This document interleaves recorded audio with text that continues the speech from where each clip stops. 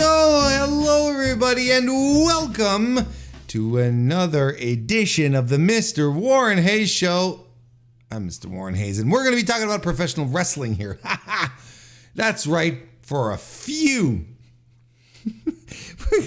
That's what we do here on the Mr. Warren Hayes Show, and I hope you're going to enjoy it, because I enjoyed putting it together. I recorded this already. We're not starting off fresh here. I recorded this already. We recorded this live on Tuesday night, 7 p.m. Eastern Standard Time on youtube.com/MrWarrenHayes. And if you ever want to come join us, it's a nice little chill little chat room, and people have a nice little time, and we listen to my nice little topics and my nice little voice. It's nice little, and it's a good time.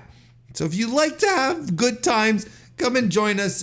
We'd love to have you, but nonetheless, we do love having you here listening to this on demand on YouTube or listening to this on your favorite podcast application.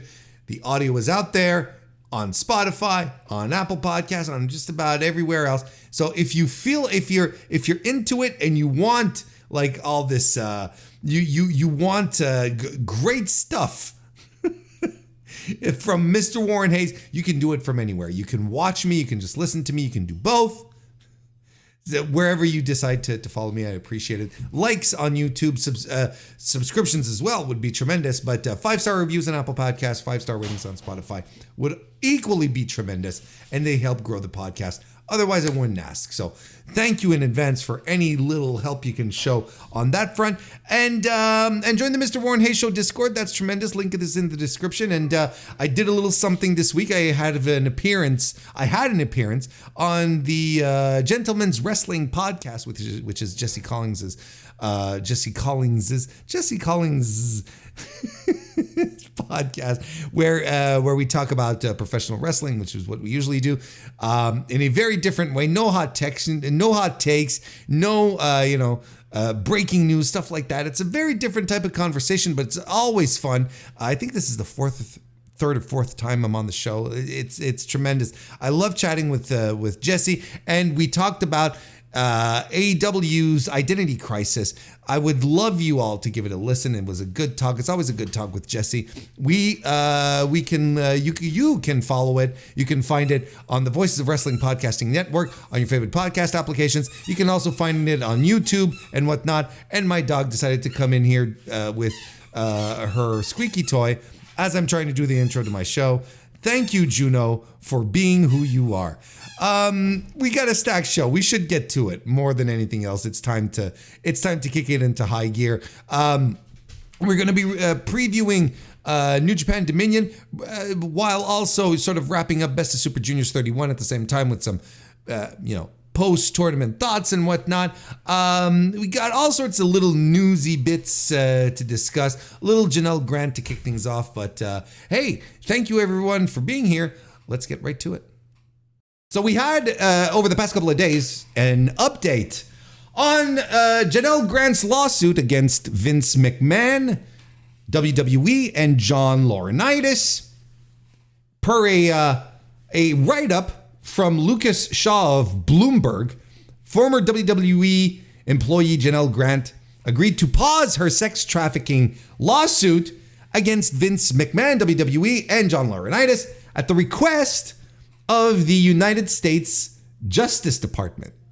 That's pretty astounding. Now, this is because essentially the Justice Department has been conducting their very own investigation into Vince's affairs. Don't forget, Vince McMahon was raided by the feds last August. And then you'll recall that there was surgery. There was surgery that was set up, and he went on sick leave. I don't know if you remember all of this. This was after he had been originally ousted from the company, right? When he had retired, right? Before he forced his way back in a few months later. So the Justice Department filed documents in this regard. Most of them are sealed. We don't know exactly what they are, but they absolutely have. But they did ask they asked for a stay on the suit, and Grant's lawyers agreed. In fact, Ann Callis, who is Janel Grant's lawyer, issued the following statement last Thursday, quote, Miss Grant has consented to a request by the U.S. Attorney for the Southern District of New York to stay her case against Mr. McMahon, WWE, and Mr. Laurinaitis, pursuant to a pending non-public investigation. We will cooperate with all appropriate next steps. Now, when it comes to the statement, when it comes to Vince McMahon, I should say, his lawyer, Jessica Rosenberg of Kasowitz Benson Torres, issued the following, quote, we remain confident the evidence will prove Ms. Grant's allegations are false and her complaint is nothing more than a fabricated, vindictive narrative from a disgruntled former girlfriend, unquote. So, this, of course, is completely in line with all the other statements that Rosenberg was putting out, which, if you recall, I sort of scoffed at. And, when she would particularly start talking about the truth will come out, and while they were asking for arbitration, well, she wasn't saying the truth will come out. She was saying we will prove that that her allegations are false and so on and so forth, while being in a process to ask for arbitration, for private arbitration, which would basically take the whole proceedings out of the public eye. It would take the whole proceedings out of the public eye. And, you could talk about the truth all you want, then, which side is right or not, we would have never known. Anyway, I don't want to get ahead of myself here. But, back to the story itself here, the stay on the lawsuit. This is very interesting, right? Because like we said, the Justice Department would not be making this request if they weren't investigating something, right? Now the question is what? What are they investigating? There's two prevalent, theories or paths, maybe more paths that you could take to try and explain what's going on here. First of all, it could be that they're investigating the secret and undisclosed payments that Vince made to various women. We're not going to reiterate all of that. I think you all know what we're talking about, but there were a bunch of women who were covered in these NDAs that he made over the years. You'll remember that at first we thought it was just like a couple of million that was thrown around, but then it turned out it was like closer to 17 million, if I'm not mistaken. The SEC, the Securities and Exchange Commission of the United States, and federal prosecutors were checking into it. We're checking into it, and on July 22nd, that's when Vince retired, right? So it could be that they are just checking into the financial issues. That's absolutely one of the two paths we can be taking right now. But in February this year, right, the Wall Street Journal ran an article that had the following title: Federal prosecutors investigate Vince McMahon's sex trafficking allegations. With the following subheader to this article: authorities have been interviewing women who accuse longtime WWE boss of sexual misconduct.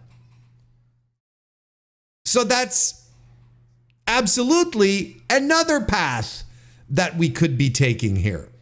And this could be why they asked Janel Grant to stay her lawsuit, because there's a very fair chance that they, being the feds, want to get to the evidence before any civil cases do.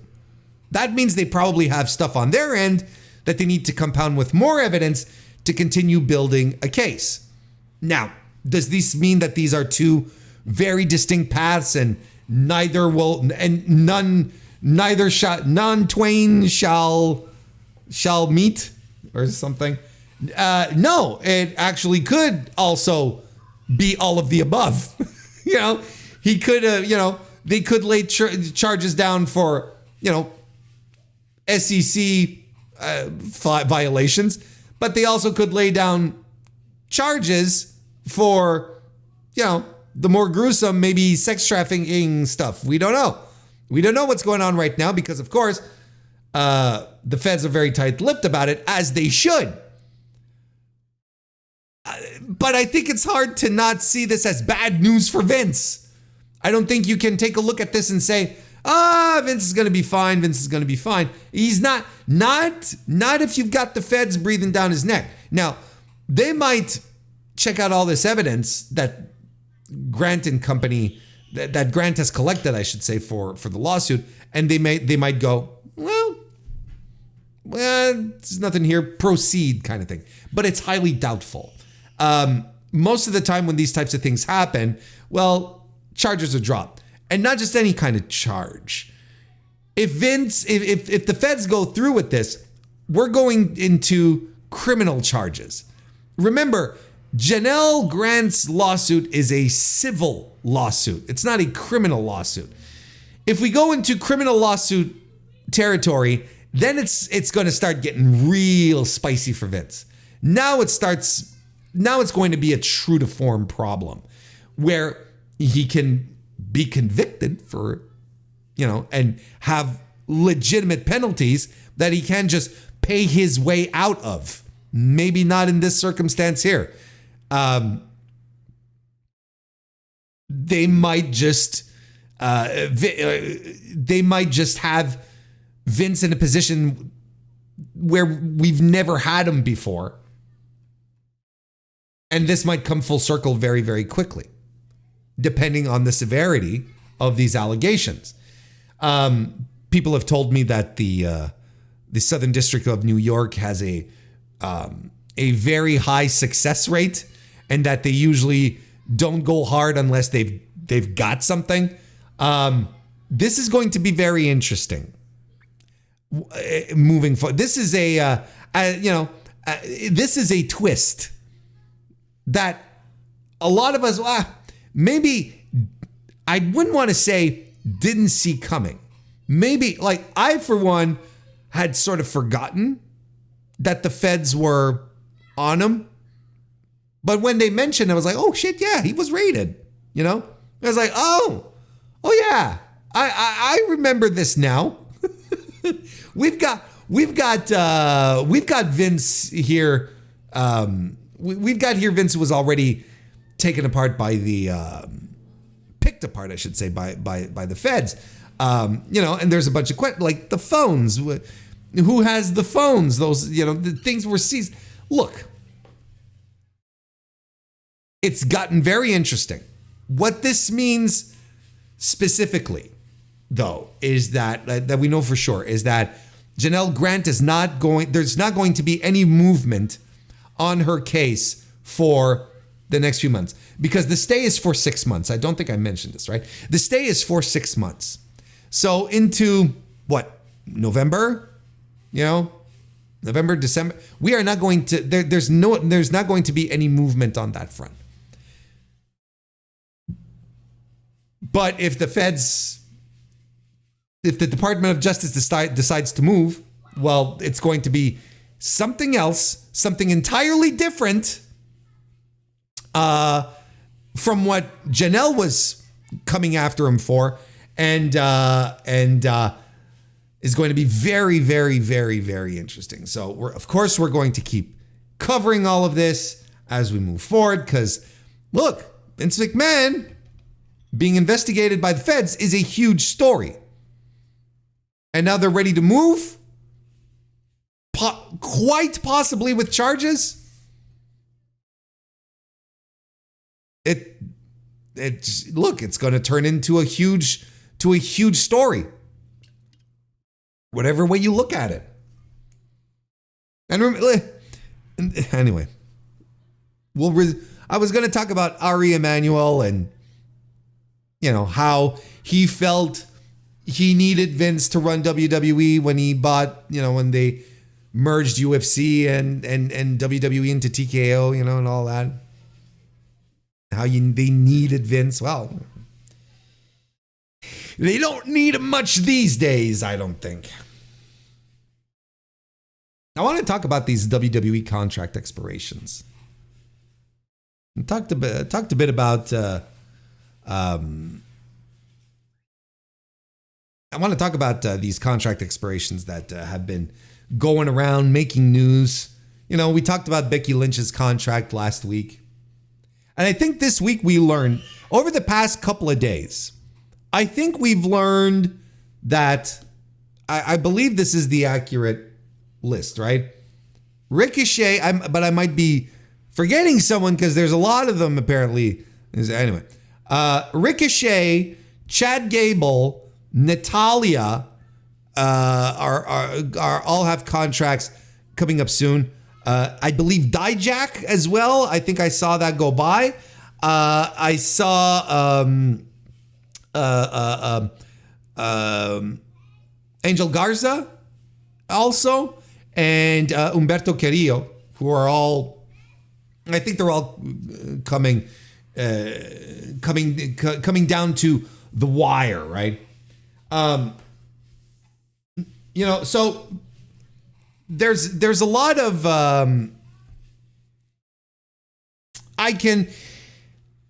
there's a lot of people here that I think are going to resign. I think this is because, listen, here's the thing. I have the impression that there's this hot free agent field that WWE is clearly in right now, or is I feel it's manufactured.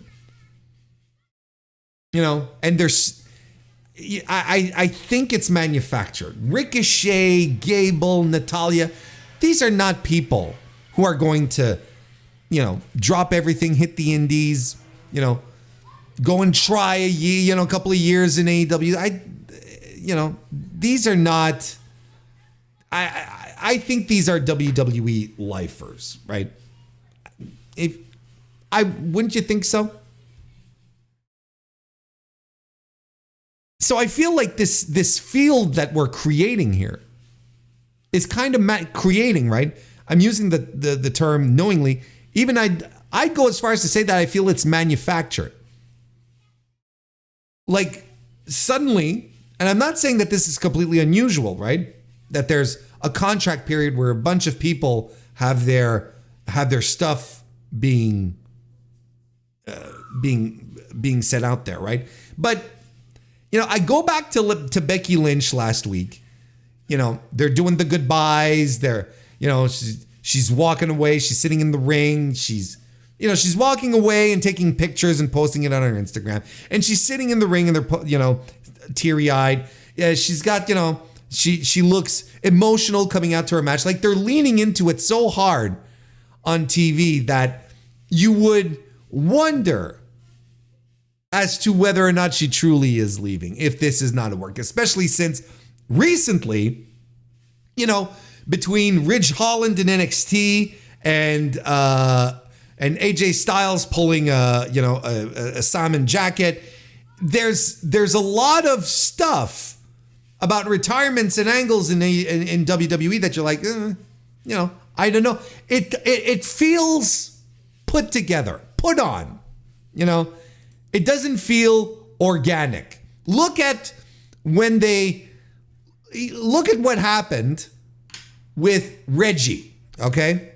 Reggie, they clearly had no interest in, they weren't going to renew his contract, nothing, you know? It's like, so they just, you know, leaked it to Fightful, and, you know, Reggie's going to be a free agent, and he's not re-signing, and now, you know, apparently he's going to hit the indies for a while, which I think is a smart move, but we've already talked about that. But, you know, like there wasn't a big thing around it. Now it's like all these people. And like maybe Garza, maybe Carrillo are like, yeah, you know what? We're going to go back to Mexico maybe. Or maybe we'll give Tony Khan a call. We'll see what happens. You know, maybe there's a bunch of things, right, that they can still do. I can't imagine either of those two dudes being happy with where they are in WWE. But this is something we've been saying about Ricochet for what feels like 70 million years. And yet he always resigns. And he's like, sure, yeah, let's do it. I'm going to be the speed champion. I'm going to be the first WWE speed champion. And then you're going to put me on TV without my belt, and I'm going to take a loss to Braun Strongman, right? And I'm going to be okay with it because I'm Ricochet. My girlfriend is more over than I am. Which is fine. It's just she's not the pro wrestler is what I'm trying to say. And she's more over than the pro wrestler. Anywho. You know what I mean? Like, I feel like they're kayfabing, WWE is kayfabing this environment. Now, I'm not saying I'm not saying that they're outright lying or that these wrestlers are sending out, because look, these wrestlers may be just sending out feelers, putting their names out there into the market, which is a smart business move to raise their stock, to see what kind of buzz they can get, to see what kind of raise they can get, because they have agents, they have people to negotiate this stuff. And so, you know, and you know, if their contract is coming up, maybe someone in AEW gives them a call, Tony Khan, someone else, or they give Tony Khan a call, and they play the market off of each other, which they should. So it's all like, maybe I'm reading too much into this, because overall, if they are announcing their free agency to try and get a better deal, that is good for the wrestlers. They should. WWE, billion-dollar company, milk them for every dollar you can get. You know what I mean? But I can't help but feel like, you know, they didn't do this kind of stuff with Reggie. They didn't announce Reggie was going on the free agent market going out as a free agent. No, he's not. He's just not re-signing. Now, all these people are free agents. They're going. Their contracts are coming up, but they're not saying we are not re-signing with. You see what I'm trying to get here is that the verbiage is very clear. Now, the question you may be asking yourselves is, Warren, why would WWE kayfabe a free agency market? Right? Let's put it that way. Well, I really do believe, because of what they are doing here, because of Triple H's comments regarding, you know, obliquely Will Ospreay during WrestleMania weekend, I sincerely believe that they are mad that they weren't able to secure Ospreay, that they weren't able to secure Kazuchika Okada, that they weren't able to secure Mercedes Moné. Hell, it even goes all the way back to Jay White. And trust me, they fought to get these people. It's not as if they hand-waved them away. It's not like what Paul Levesque would like you to believe, where they hand-waved them away, going, "No, you're not into this. You're not in this for the grind. So poo-poo, go away." No, these are people this company wanted to secure. So maybe, and I think it is a fair assumption, I think it's very fair to believe that since they were mad at losing these big free agents who were legitimate free agents, and that seeing how mad they are at losing these free agents to AEW, and you all know how precious WWE is about its public image,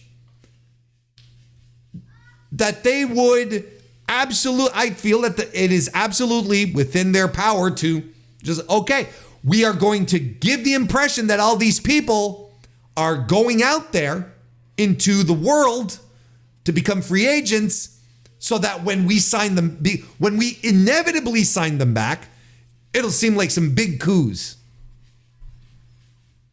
But again, look at the language they're using. When Reggie was leaving, it's like, no, we're not re-signing him. All of these people, it's another type, it's other verbiage. It's something else. Their contract is up and they're renegotiating. They're in talks with WWE. And it's funny how nothing gets leaked in regards to, WWE. and not in regards to, let's say, other offers that these people might be entertaining. Because that was leaked with Ospreay. That was leaked with Okada. Do you remember how nervous everyone was with Okada?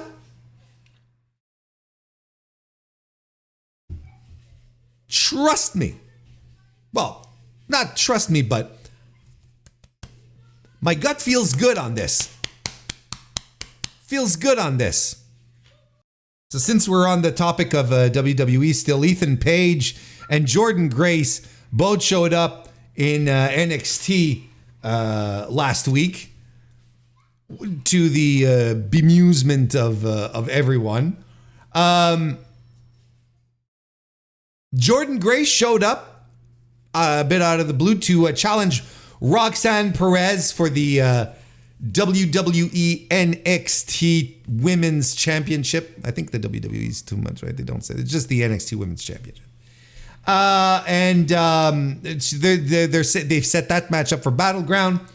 Apparently, the rumor is that Jordynne Grace is getting paid 6 figures for 3 appearances on WWE's developmental deal show, which I find hard to believe. I really find it hard to believe. And this is not a knock on Jordynne. Au contraire, if Jordynne wants to get paid and she can get paid, please do. Make them again. Milk this $1 billion company for every dollar it has. I'm fine with that. The wrestlers need all the money. They're the talent after all. But here's what I don't quite understand is 6 figures for 3 appearances on a show that still pays its wrestlers, like the people who work there on a weekly basis, 5-figure deals. These kids that you see on NXT, they're not making the big bucks. They're making guaranteed money, sure, but they're not like rolling in dough or anything. So that's kind of wild to me.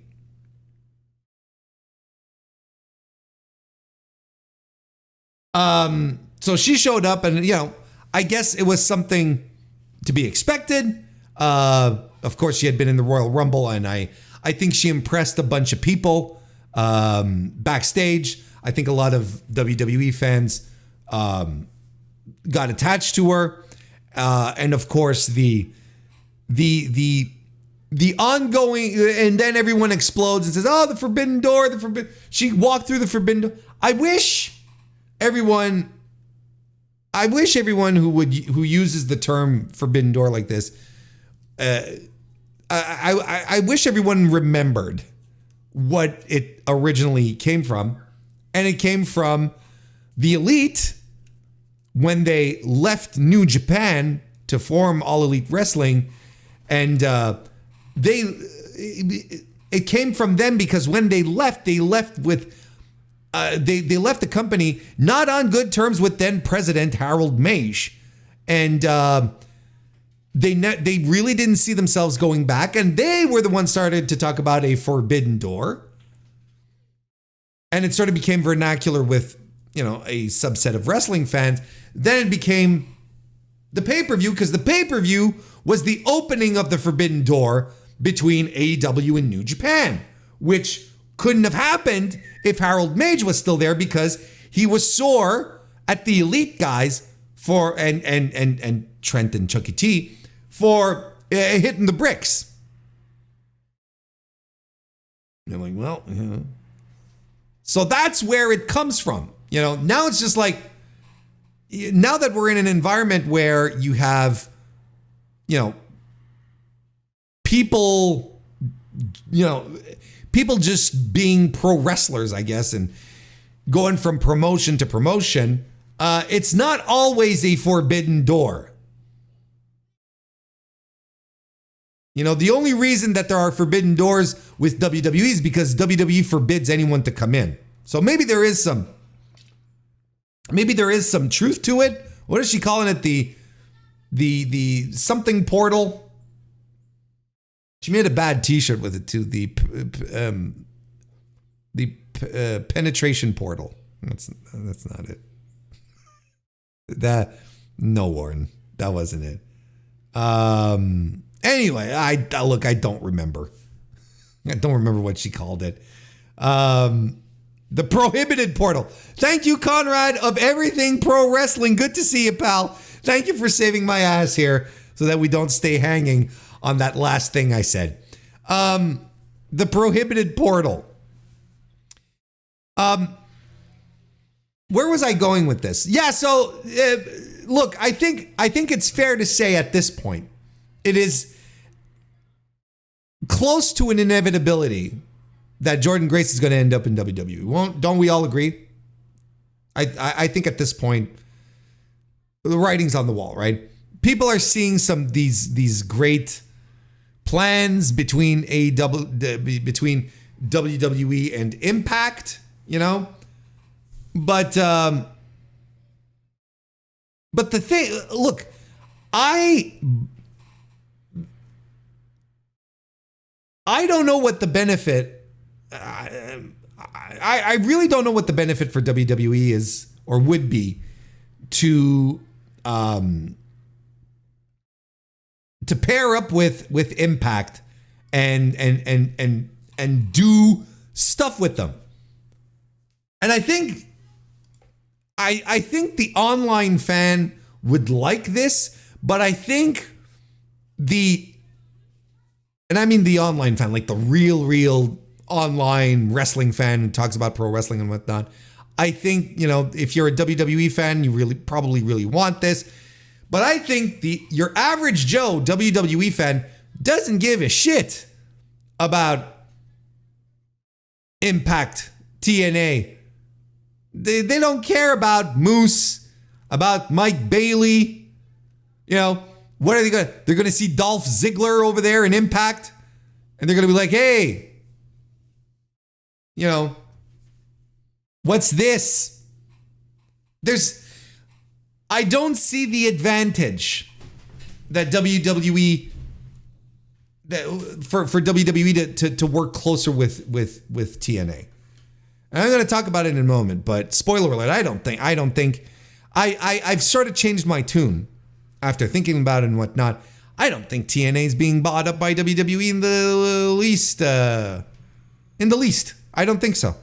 There's really no advantage. I saw this theory of someone who was saying, yeah, WWE should buy TNA so that it could feed NXT. Now, think about that for a second. You buy TNA to feed your developmental, to feed your main roster. When there are people wrestling in TNA who have been doing this for decades, and suddenly they're the feeder system to the feeder system. That thing that I saw right there, I did the meme, I did the Leo DiCaprio pointing meme, because that right there proved to me that WWE fans have no idea what's going on in TNA and that they see it as minor league, bush league. They don't see TNA on the same level as WWE. What the fuck? They don't even see AEW on the same level as WWE. And, you know, AEW has billions and, you know, has the money, has the TV deals, has the exposure, and they still want to call AEW Bush League, right? Anyway. So it doesn't make sense.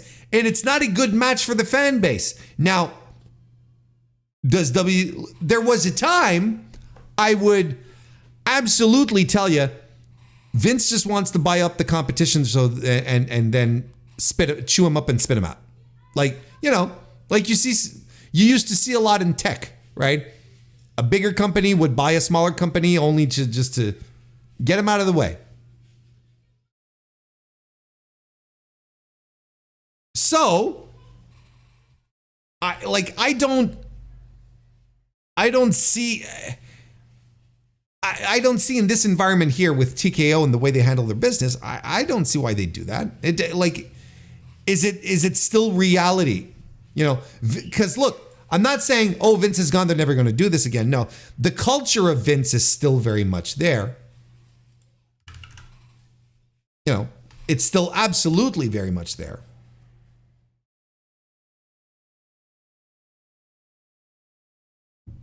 But look, at this stage, I don't think they're looking to buy it up. I don't think they're going to swipe it away from anyone. And I don't think there's going to be all that much talent exchange either. Not unless they do it gradually like this. Like, who's going to pop at Eddie Edwards showing up on NXT? And I mean that earnestly.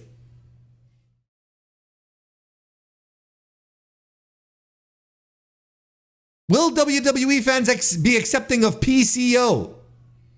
Hey, Ash by Elegance. She looks familiar to me.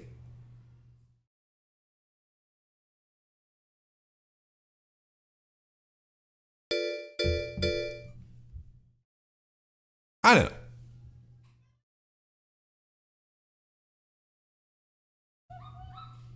So, that, you know, the point, I guess overall, look, good for Jordynne Grace.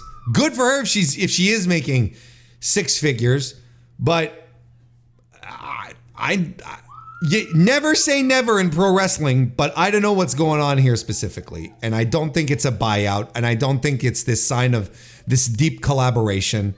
I think, you know, this might I don't even think this benefits TNA. WWE fans don't watch anything else than WWE. Why do people think they're going to start watching TNA? Anyway, Ethan Page also showed up to much acclaim. He showed up and beat up what's his face? Trick Williams. So he's next in line for the NXT title. Look, I swear to God, it was as if, you know, Cody Rhodes had showed up all over again. People went nuts for Ethan Page. Good little wrestler. You know, it's fine. But I'm not going to lose my mind over Ethan Page. You know, I can't remember who said this, and I apologize, but because it's not my original idea, but I'm going to echo it because it made me laugh. You know, WWE fans right now are getting excited at these AEW cast-offs that AEW fans are going, fine, go right ahead. They're yours, you know? They get absolutely bonkers. Jade, I have yet to meet nowhere in my circles, in my hunts, do I see people saying, I sure miss Jade in AEW. No one says that. You know, they went nuts for Brian Pillman Jr. Now, if there was a guy that every AEW fan was like, sure, sayonara, pal, it was them. It was him. And then he shows up and they give it the throne gimmick and they're all going nuts. They're going, he's going to be a star. He's going to be a superstar. Man is relegated to catering these days, as far as I know. I think WWE realized that, you know, they got themselves a bill of goods, as they like to say.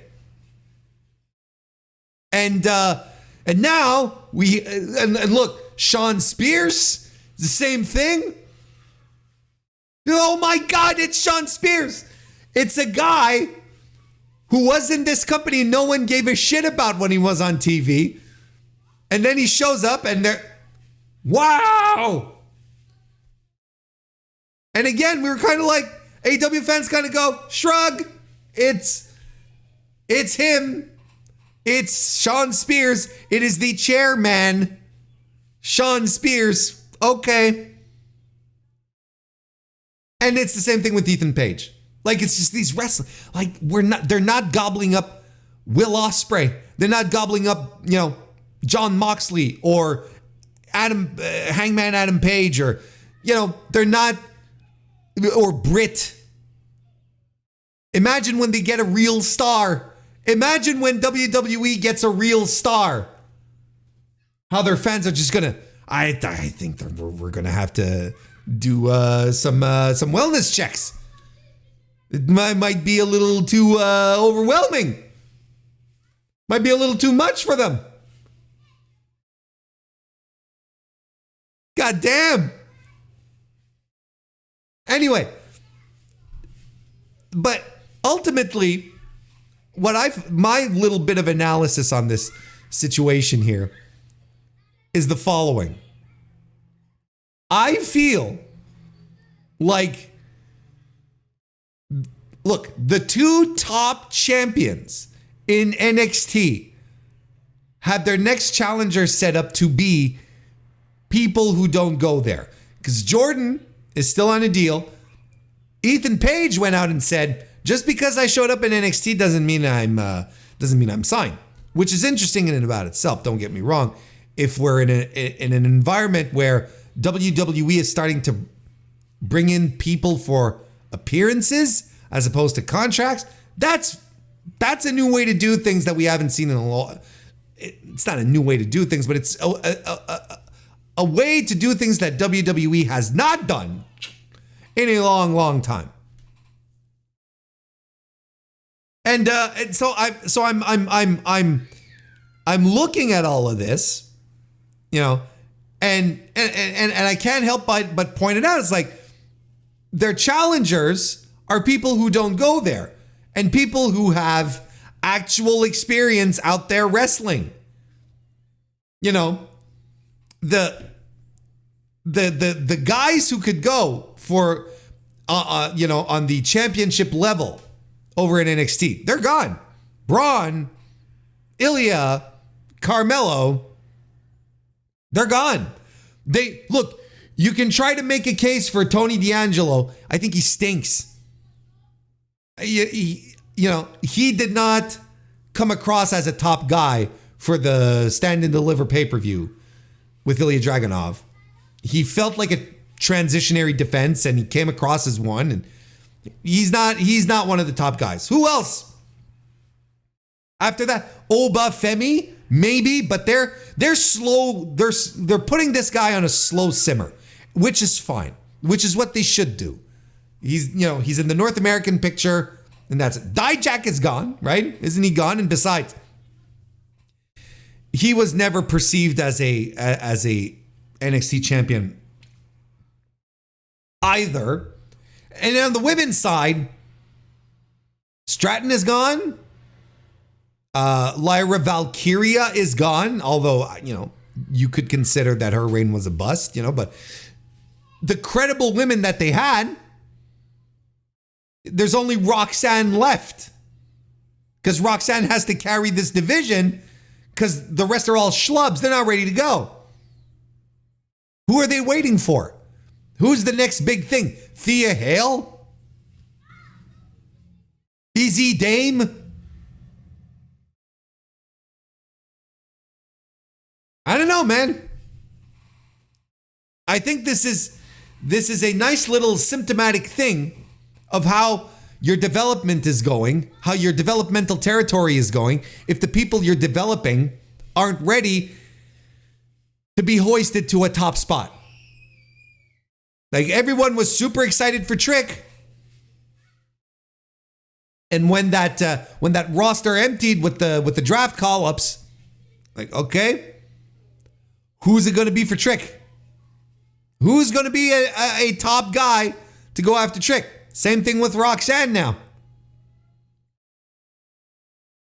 I don't know. I'm going to read some reports here from I'm going to read some reports from The Observer, Figure 4 Online,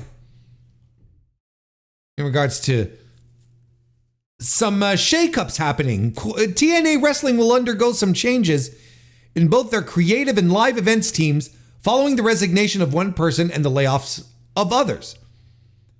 Dave Meltzer first reported in this week's Wrestling Observer newsletter that Robert R.D. Evans has resigned this week, with PW Insider later reporting that the relationship between the de facto head of creative and TNA had grown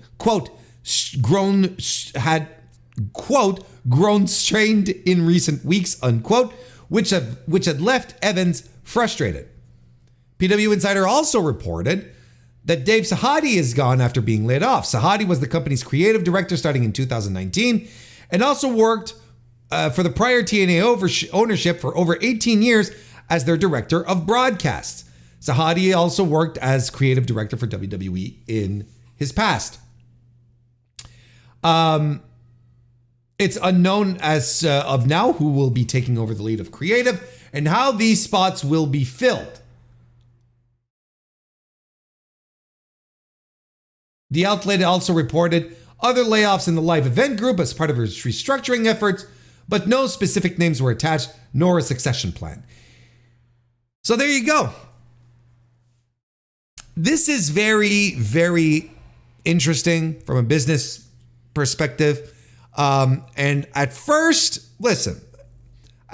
I was looking at all of this and I was like, isn't this coincidental that WWE starts cozying up to TNA and then suddenly there's people hitting the bricks and my gut reaction at first is, coincidence. Yeah, you go down the conspiracy lane. You're like, hey, hang on a second. Wait a minute, pal. Whoop-de-doo. Hang on a minute. But I'm sort of I read these reports and I reach out to some people who are, who work hard on the TNA side of things. I reached out to Mike Gilbert of the Mike and JD show, and we talked about it a bit. I was like, what do you make of this? How does this make sense to you? Does it even make sense to you? Should we be looking into this a little deeper, right? And he was straight up with me and he said, look, this is all related to the restructuring efforts with Anthem realigning TNA and Invicta's live events productions, realigning their production staffs. It's redundancies, people getting it laid off in the face of a restructuring. He says that's just what this is. That's how he feels.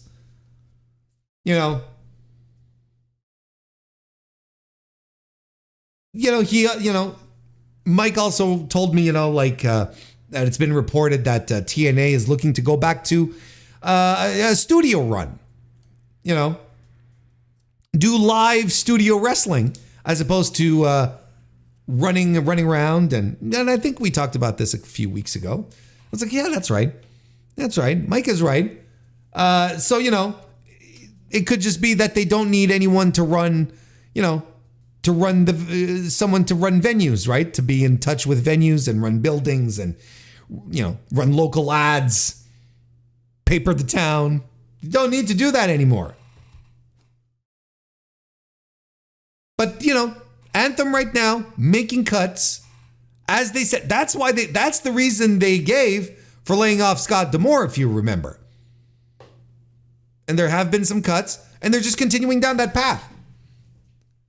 And they had, we weren't quite sure as to whether or not some talent would be released. Well, outside of the Motor City Machine Guns, I don't think there's been any some big name TNA people who have left the company, whether on their own accord or were fired or, whose contracts were not renewed. I don't think there was any of that. But, yeah, I mean, look.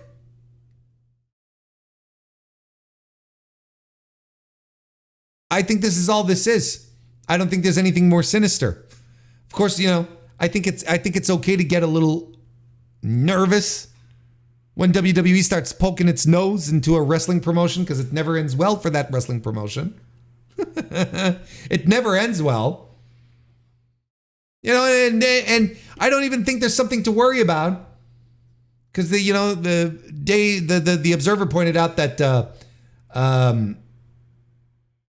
there were no there were no dates announced past August, right? So, you know, which is not necessarily unusual for Impact, but this might actually be. Look, we might just turn around, and then in August, all their dates are going to be filled up with their studio tapings, right? So it could be that. You know,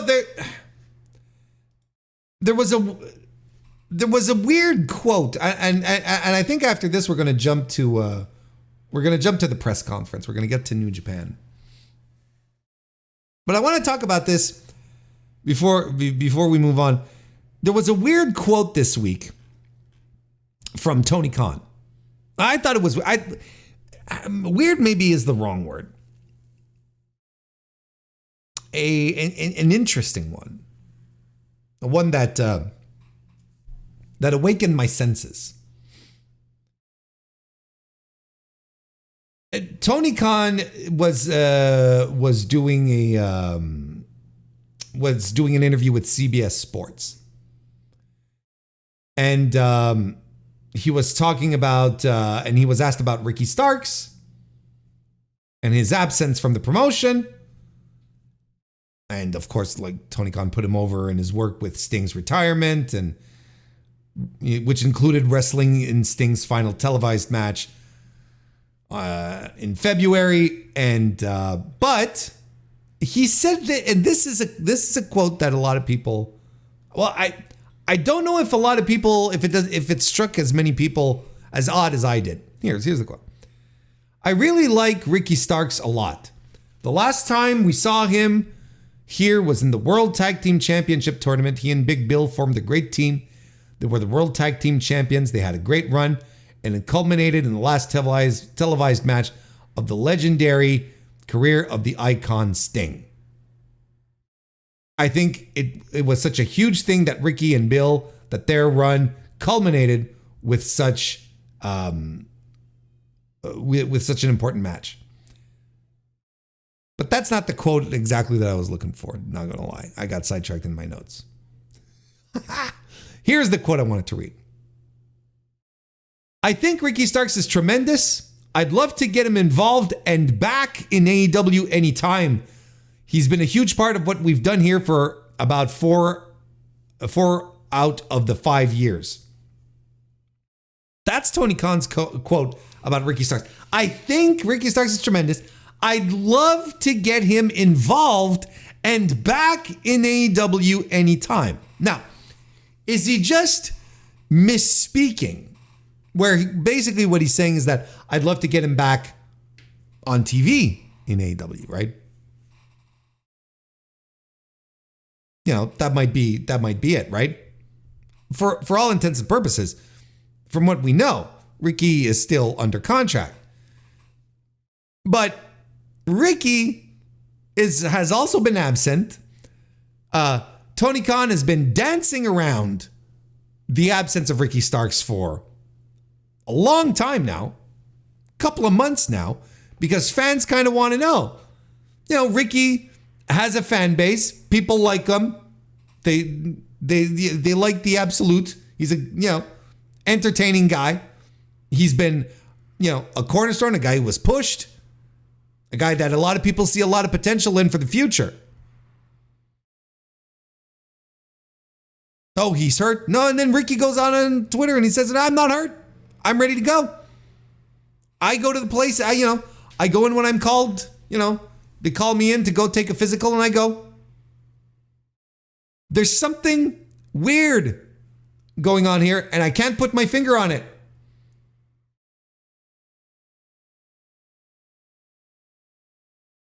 There's something very strange going on and I cannot put my finger on it.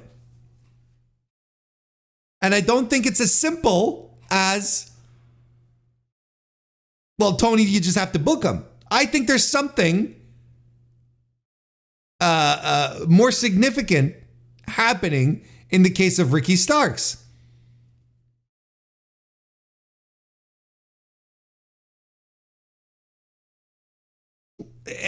Again, what is it exactly? I don't know, but I don't think it's a thing where it's as simple and cut and dry as the guy's not going in, he's sitting at home, right? He's refusing to go to work.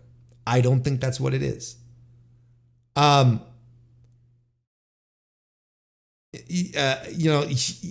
love to get him involved and back in AEW.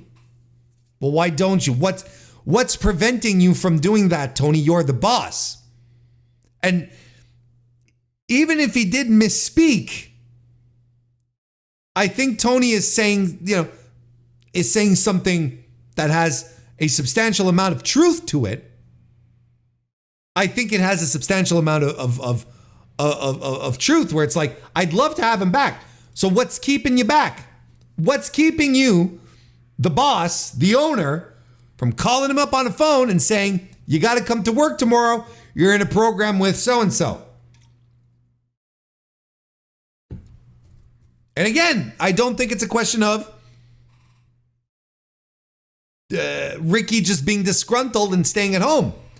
There might be, part of it might be that. I don't think he's happy. I don't think he's happy in AEW. Like, I don't think he's, I don't think he's, he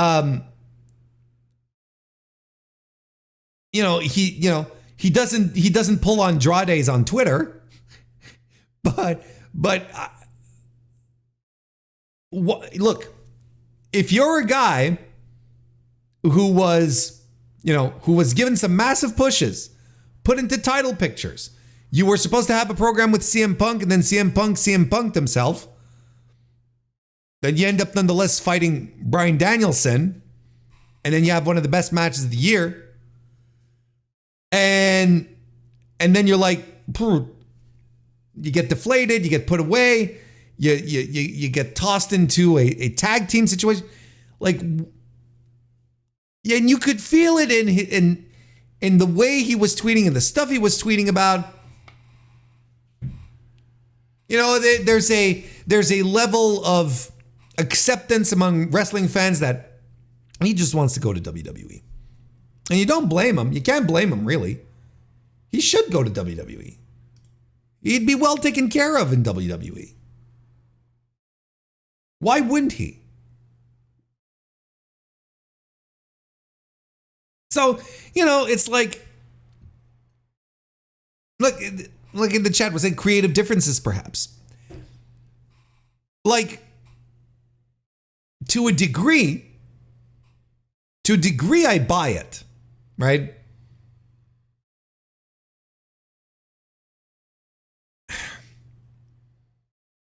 Like, otherwise, why would Tony say, I'd love to get him back. I'd love to have him back in AEW. I'd love to get him involved and back in AEW. Why would he say that? That's an odd statement. And I don't think Ricky is telling people, no, I'm not hurt. He's saying no, he says, I show up when they ask me to show up. I feel like there's something else. There's something a little more complex, and I can't put my finger on it. Ricky said himself, he has no clue why he hasn't been on TV since March, and it's odd. It's just odd. Because the creative difference is most of the time, I feel like Tony will have another type of verbiage. Well, he'll be like, oh, we're excited we'll have him back soon, whatever. But never talking about, never in this type of language. I find it's a very odd quote. I'm surprised not, the fact that this is the boss saying I'd like to have him back. Like you can put your foot down and you're coming into work. Ricky Starks, for all of his talent and his his ability, he's not Hulk Hogan. He's not CM Punk. He's not Roman Reigns, where if he decides to not show up for work, no skin off his ass, Ricky Starks is in a position where it's like, well, if he doesn't show up for work, there's repercussions. And I feel we would have heard of something. But there's this aura of silence around everything regarding Ricky Starks that is so ambiguous that I can't help and wrap my head around and say, oh, they just don't understand. They don't understand each other. They're in, creative differences, right?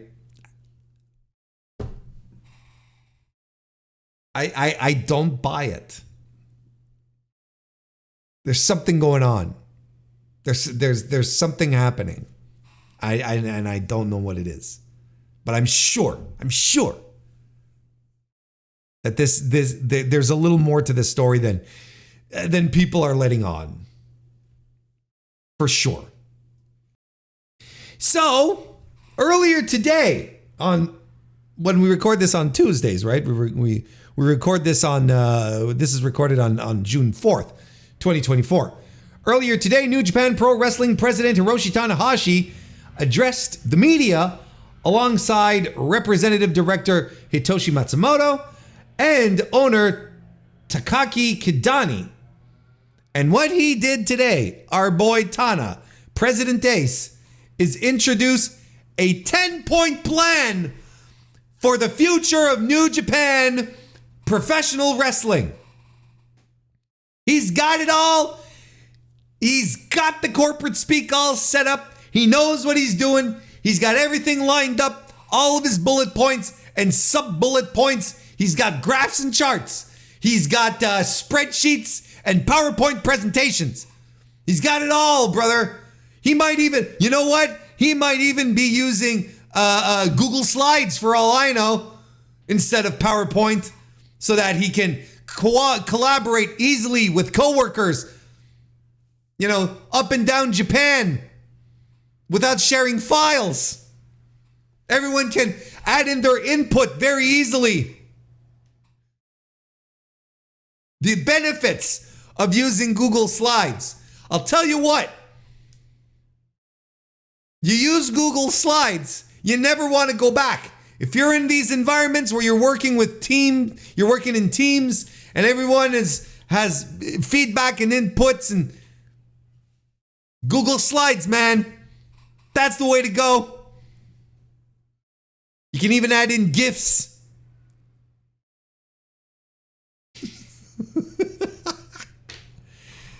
That's how.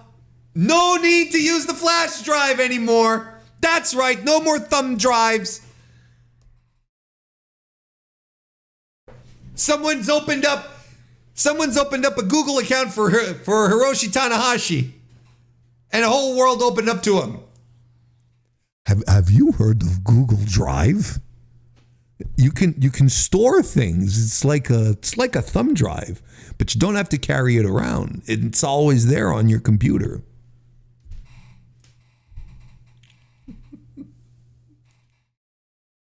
We can put all the information from all the members right there instead of carrying it around.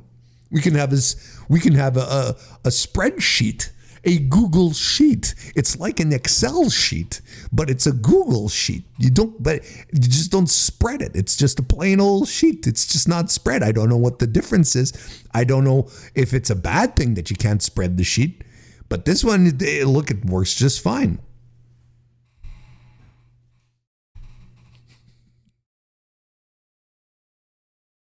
What do you mean we need a secure database for private information?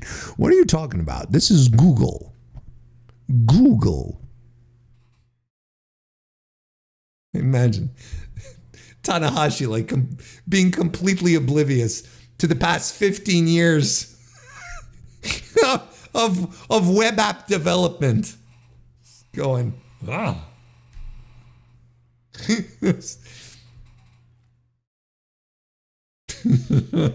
Have you heard of Dropbox? All right.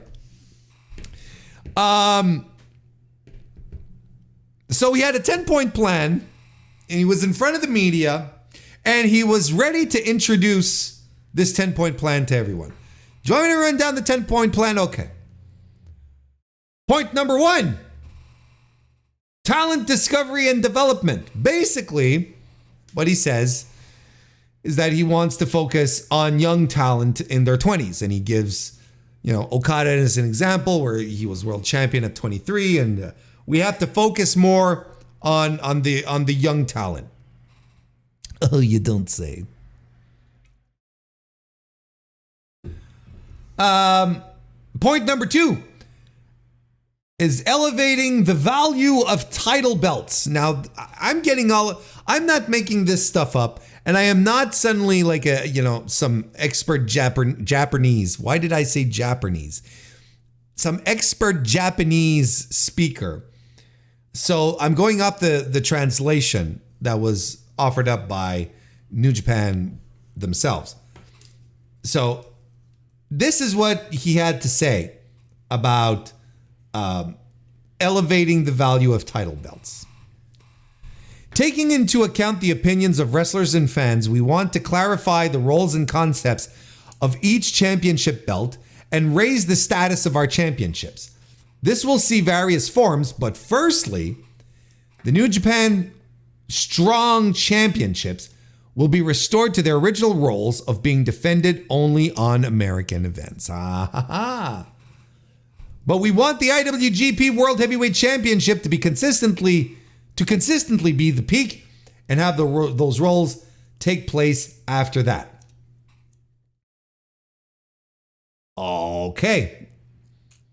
That's it. Chad is I think Chad is starting to guess where I want to go with this.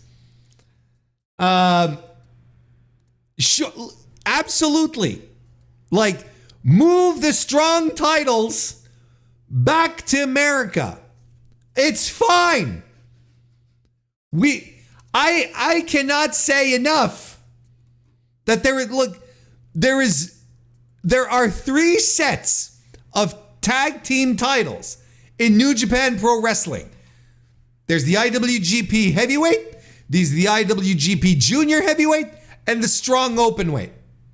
And then why don't you throw the 6-man titles into that as well, since we're talking about multi-man. All right, but for the tag team division,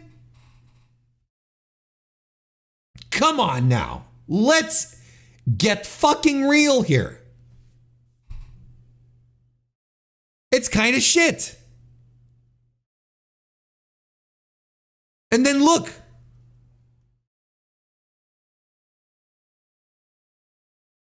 There's like 4 tag teams. 5 tag teams maybe in the heavyweight division. And they're all scrambling over the same belts. I don't know why some of these owners and, are such belt nerds. They want all the belts. And it doesn't, even what Tanahashi said doesn't even concur with what's happening at Dominion this week, which we're going to preview in a little bit. We've got Dominion happening, and we've got a 4-way elimination tornado tag team match for both the IWGP Heavyweight and the New Japan Strong titles. So we're keeping them unified.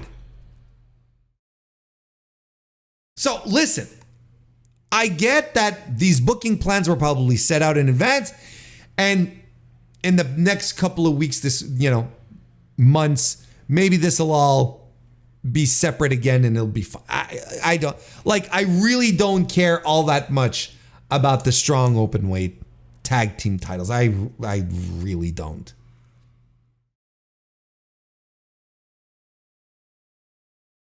But it makes sense And it makes sense. Look, we have seen the strong women's title be defended on New Japan television more often than the actual IWGP Women's World Championship.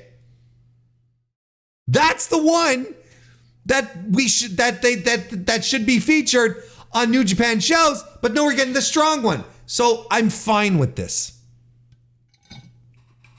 I would even retire some of this shit.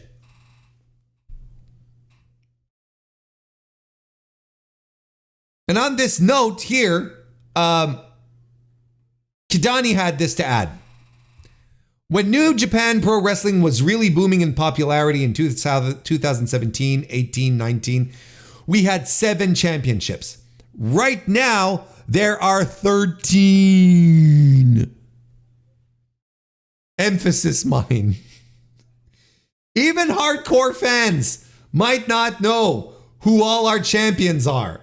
The more titles we have as well, it's felt that even though wrestlers should have more choice in terms of titles to wrestle for, they're more likely to be only tied to one title without much movement. That's a very astute observation by Takaki Kidani in regards to wrestlers being pigeoned into title pictures. Because look, a good recent example of that is Zack Sabre Jr. When they had to take the belt off of Matt Riddle because he was, defending it right and left without any approval from the front office of New Japan, when he was defending the TV title is what I want to say. Who'd they bring in to take him off? Zack Sabre Jr., former TV title champion, right? That's all this. Whereas everyone was like, it's Zack's time. He's got to win upwards. Here we go, kind of thing. He's winning up. He's losing up. Excuse me. He's losing upwards.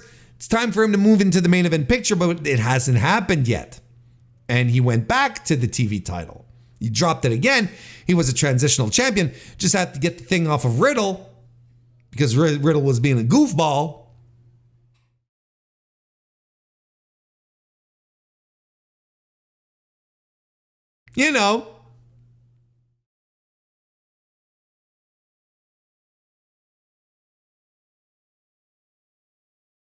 Anyway, like you said, Kidani said, even hardcore fans might not know what all the belts are, and he's right. We have to elevate these titles. We have to make them feel special again. Gee Willikers, it's almost as if you used to have a highly respected world heavyweight championship that you decided to do away with for some reason.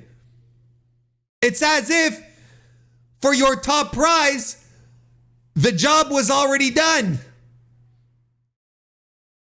Gee Willikers.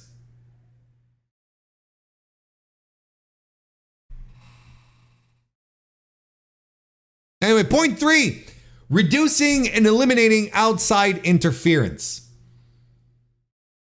This is what Tanahashi had to say. Interference has been something that has stood out in recent months, and from here, I will take a much stricter stance.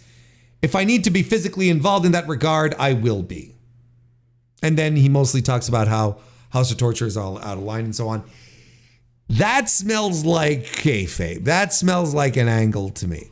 You got the president going, oh, I just might have to oil up, wet down my hair and strut to the ring to take care of business. If it gets a little too much out of control, I'm kind of like, well, watch Tanahashi get involved in Jon Moxley's match this weekend against Evil, right? I don't know. It's a bizarre one to me. It's that comes off as kayfabe, and I don't even think it's all that interesting. Like, I hate the House of Torture matches. Don't get me wrong, because for all the reasons you hate them too. I think it's I don't think I don't think matches benefit. Look, it's heat and whatnot, but I understand what they're for. I understand what they do, but it's like when I was talking about the Super Juniors tournament a couple of weeks ago when it started. You had in the blocks you had Sho and Kanemaru, right, who were House of Torture and cheated, right? And if it was only them, that'd be fine. But then you also had the War Dogs in this cheating. And then you had Blake Christian come out as a heel, and he was like using brass knuckles and cheating. I was like, what are we doing? Like, it's so exhausting. This is the kind of stuff that I want, that I'm looking to avoid by watching New Japan. I can accept some, but not to this degree. So the fact that it's that he made it a point in his plan, I'm like, all right, whatever. Like, it's not that big a deal. You just have to sit down with creative and go, hey boys, could we do it like only once a show in one match, please? And I think everyone would be content with that. I'm like, it's not that big a thing. It's not that big a deal. Eliminating outside interference. Who cares? It shouldn't be part of a plan. This isn't something where you have meetings to try and establish the framework in which to operate moving forward. Just say, you tell the booker, you tell Gato, hey, stop. It's too much. Could we tone it down? Find other ways to get heat. That's all. Point number 4, increasing the prominence and status of New Japan Pro Wrestling Hantai. This is what he said, Tanahashi, quote, Hantai should be a constant force that's right at the heart of New Japan. With that in mind, I want us to include more wrestlers within Hantai, regardless of age, that want to fight with honor and sportsmanship to bring more fans to New Japan. Oh, okay, I got nothing for you here. That's fine. That's a kayfabe thing. But legitimately, how many people realize that there is a faction called Hantai?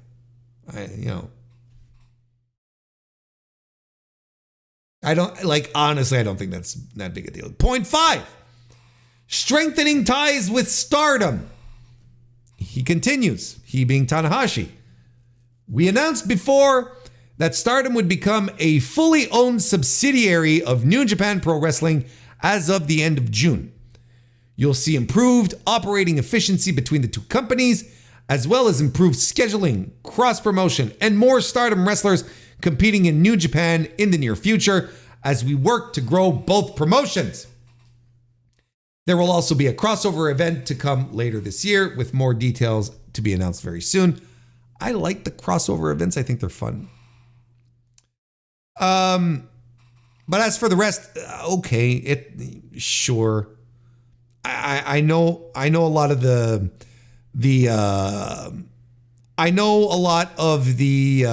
Stardom fans are not thrilled at this news. They do not want Stardom to become New Japan's women's division. And I understand, and I completely get it. And it seems like we've taken a little step forward in that direction. We're just a little bit more.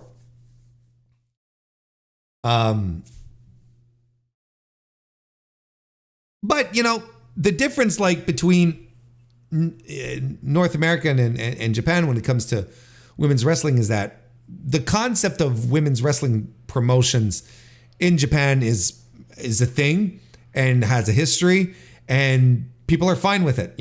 Here, well, we've seen what's happened with Shimmer, Shine. It's been difficult, to say the least. You have the Sukaban shows here that are trying to bring Joshi to North America. I don't know.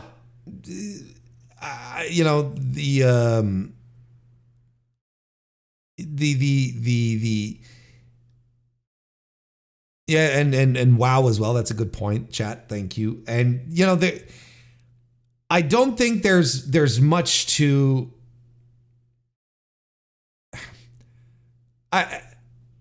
I think that the scene for women's wrestling in Japan is healthier. I'm not saying it's super healthy, but I'm saying that it's healthier than it is for just straight up women's wrestling here.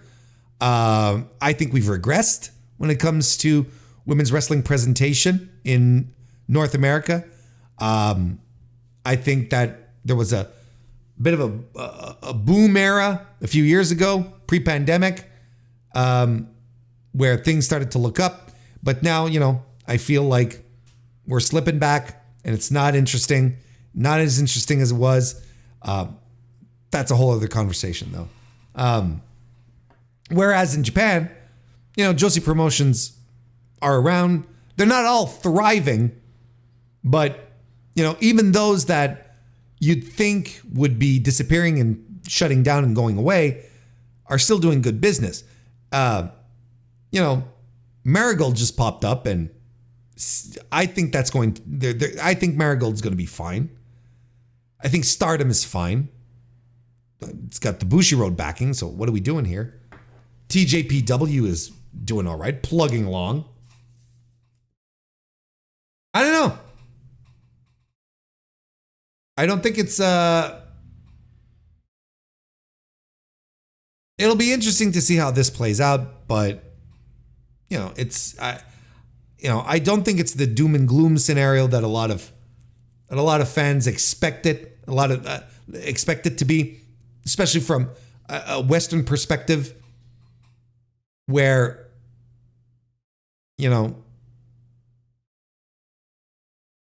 I think the Western perspective here, because of the anxiety around women's wrestling that exists, would be to say, oh, there we go. New Japan is going to assimilate the women and the women will no longer have an identity. As far as I know, Stardom's still making money. Still running shows and doing good business. So why would they stop? Why would they stop? I don't know. Another point here. Oh, this is a juicy one. This is a juicy one. Strengthening ties with AEW as part of the 10-point plan. Kidani led this one off. We have a very positive relationship with AEW right now, and there is room for it to evolve further. There are things we can't talk about just yet, but I think it's something that can involve other departments within Bushiroad as well. I think that this relationship has settled into something that's a lot more stable in the long run, and a lot of that comes from Tony Khan having a deep fandom and appreciation for NJPW. He has a lot of passion for 90s guys like Hase and the Steiners. He's a fan, and both he and his father have an incredible business acumen. Tony Khan's father started out making Toyota bumpers and grew his business eightfold in a 10-year span. And the Khans have all this success not just in wrestling, but American football and the Premier League. With that acumen and their affinity for Japan, there's a lot that can be done in the future, and I don't think New Japan Pro Wrestling could ask for a better partner right now. If I didn't know better, I would say that someone is buttering someone up for a sale. Look, I have no inside information whatsoever on this kind of stuff. Trust me. But I can't help but, it's like, all right. We know, Bushiroad is, I wouldn't say struggling, but it's not having its best years. Neither is New Japan. Still, I think the pandemic is still being felt I think the creative decisions are also not helping. I'm kind of like, I don't, anyway, I don't want to dwell on it too much because it is pure speculation, but I can't help but think about this. Let's continue the quote from Kidani here. Having said that, there is the perception that New Japan Pro Wrestling is treated as a sub-brand or is looked down on by AEW. Some of that perception of New Japan being behind comes from the economics at the moment. But the truth of the matter is AEW's strengths and New Japan's strengths are different. From development of talent from scratch to a historical and traditional perspective, there's a lot New Japan Pro Wrestling can offer that AEW cannot. There's a lot that we can do together, and while much of it isn't something we can't discuss, and while much of it isn't something we can discuss right now, there's a lot we will do. But the idea that New Japan Pro Wrestling is the inferior partner is not correct. We are absolutely on even footing. And that's something we'll prove in the near future. Goddamn, let's go.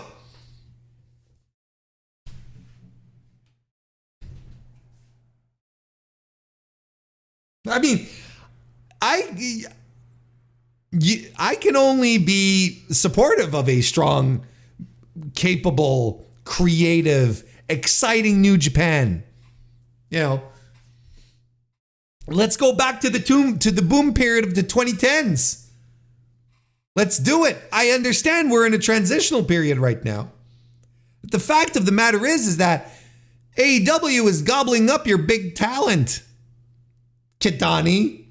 They've gobbled up Okada. They've gobbled up Ospreay.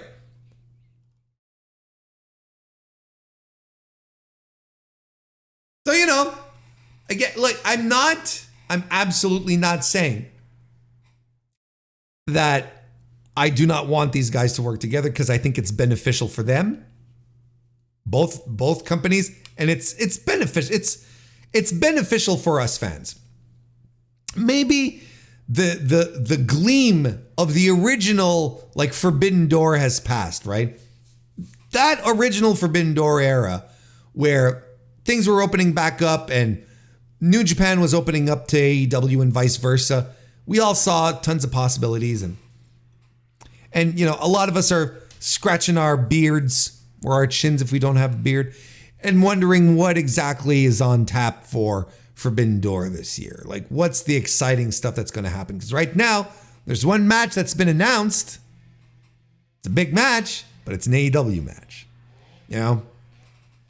So, we're wondering what exactly is going to happen here moving forward.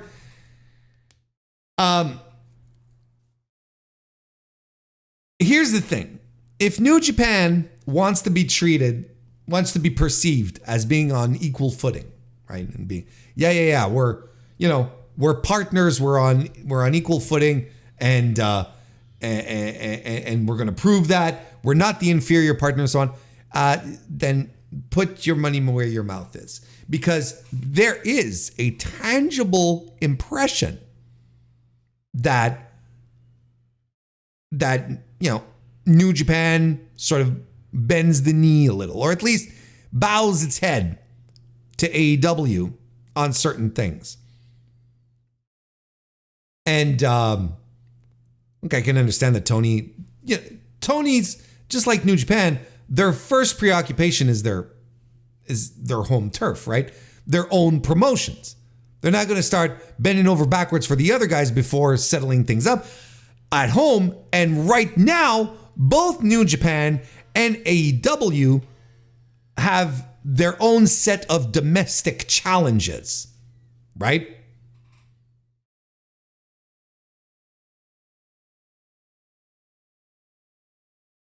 But I think that right now, it's interesting that in this context here, that AEW's brought up that they want their ties to be strengthened, that they want, clearly, New Japan has not given up on the American market.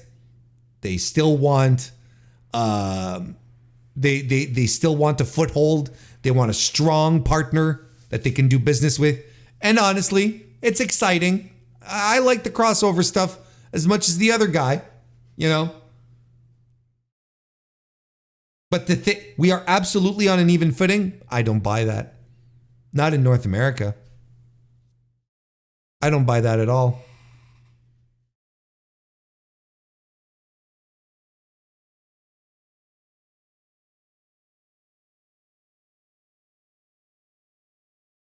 Still, very interesting. Point 7 of this 10-point plan. Improving the live fan experience. We're back to Tana, I believe, here. Oh, no, it's not. No, it's still Kidani. Quote, we want fans to have the best possible experience out of the ticket they purchase, and to improve that, whether through adjusting pricing or the number of ticket tiers available, as well as tiers with special bonuses. I also think we can do a lot to improve the fan experience outside of the matches themselves, like special food menus at the venues.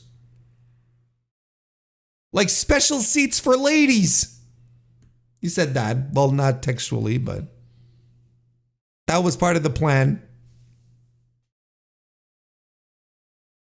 See, I think improving the fan experience should be higher on this top 10 list as opposed to what was it? Increasing the prominence and status of New Japan Hontai.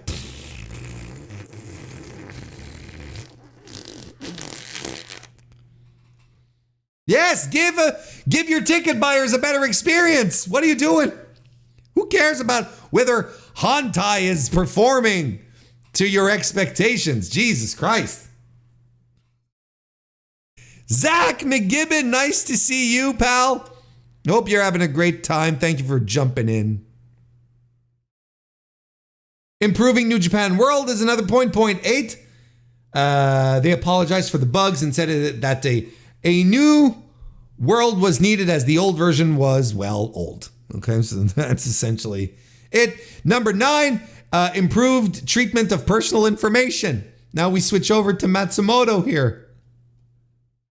It says where they addressed the USB debacle right during this press conference and said they'd do better, basically saying new policies and improved employee training is being put into place to ensure that this does not happen again. Okie dokie. How about servers? How about like computer servers that you can connect to via this thing called the internet? Instead of walking around with thumb drives. And finally, point number 10 is New Japan Pro Wrestling sponsorships. They reiterate basically that the loss of LEC will not be a big hit, and they'll have new sponsors and partnerships, which of course they will. LEC is a big deal. But yeah, instead of thumb drives, it's got a portable hard drive then. You know, we'll do one of these.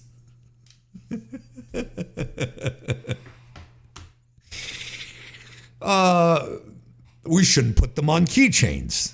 It is forbidden to put your portable hard drive on a keychain moving forward. Or floppies. Just bring back the floppies.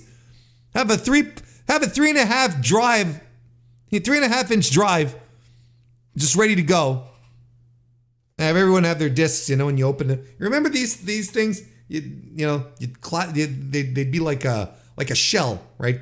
And you open up the shell and you'd have all your discs inside and go, Defender of the Crown. Shout out Defender of the Crown. One of my earliest favorite strategy games. Although, to be fair, I don't think I ever had it on 3.5. I think I had it on 5.25 floppy because it was a Commodore game, and I'm pretty sure I didn't have access to 3.5 inch discs with my old Commodore 64. Oregon Trail, of course. A lot of good memories with the Commodore 64. Anyway, back on track. You'll notice what's not in this 10-point plan, chat. The floor is yours, chat. Tell me, what is missing in this 10-point plan? It's rather flagrant, if you ask me. Something that has been touted. There's been a lot of hooty-tooty around. And you're like, wait a second. How is this not part of a 10-point plan of revitalization of New Japan Pro Wrestling? I'll tell you what it is. No mention of United Japan Pro Wrestling. No mention of UJPW.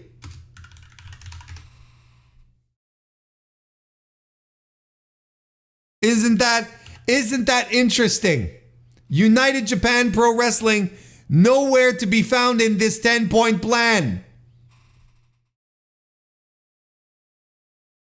Shocker of shocks. Maybe it's not turning out like we wanted. Maybe these marigolds and these pro wrestling Noahs going out there working with Stamford, Connecticut.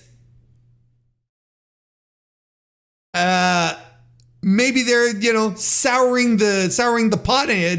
Look, this is not the first time that Japanese promotions tried to come together to do something. And show a united front or whatever the fuck. It's not the first time. And, probably won't be the last. But something tells me, with Cyber Agent, the parent company of, I don't know if it's the parent company, but Pro Wrestling Noah, TJPW, Cyber Fight, cozying up to World Wrestling Entertainment, Marigold. Well, Marigold's not in UJPW. It's not part of the association. But Noah and TJPW are. So is DDT. Yeah, at some point you gotta be like, how pissed off are these people? Look, because keep in mind, I think it's a fair assumption in regards to the promotions. We're not talking about the fans. I'm talking about the promotions. Their default setting in regards to WWE is you are not welcome here. We've seen what you've done everywhere else. You're not doing it here. So it's okay to be very protective of your territory. That's fine. And look, WWE is going to go into Japan in a couple of weeks now. We're going to run a couple of shows there. That'll be fun. But, wouldn't that be interesting? That if, we start moving closer here, and we've got a couple of members in this group who are like, no, Pro Wrestling Noah's cozying up.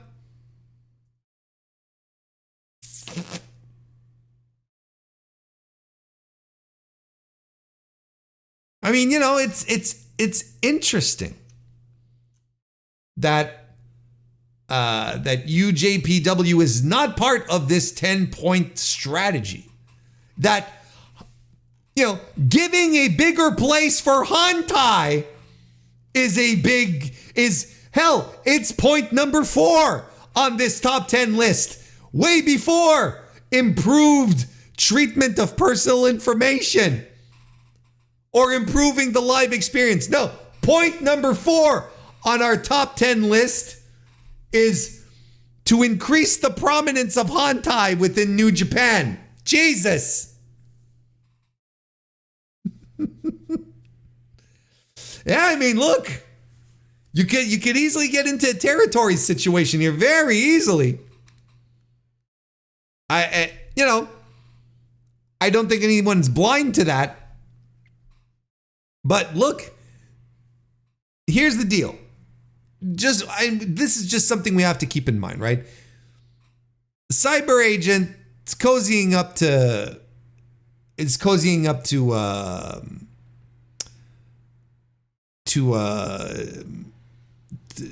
WWE, right? Excuse me, I don't know where my brain was at. You know, they have money. WWE has money. In Japan right now, recession. Everything is bleak. The yen is down. Companies exist for one reason. An incorporated company exists for one reason and one reason only, and it is to make money. If a corporation does not make money, it dies. Okay? Like, that's not even a leftist take here. But I'm not trying to get all socialist on you and say money is bad. No. Like, that is the reality of it. Company makes no money, company dies. It just as simple as that. So, you see this other company on the other side of the Pacific Ocean raking in billions of dollars and is like, hey, we'd like to work together and so on and so forth. Maybe we could help you out in a certain way. I don't know.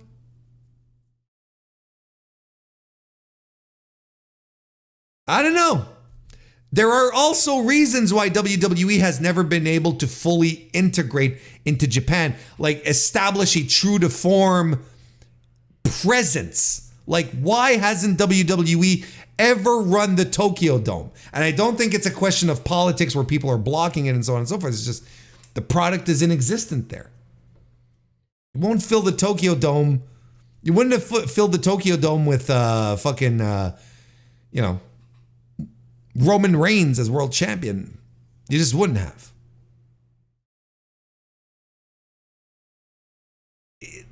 Look, interesting little scenario here. It's a 10-point plan otherwise. What do you want from me? You know, it's a 10-point plan. I feel like a lot of it is more posturing than anything else.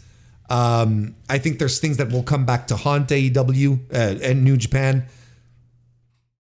If things don't work out, I think the focus on the young guys is one thing. I think this idea of strengthening ties with Stardom and AEW.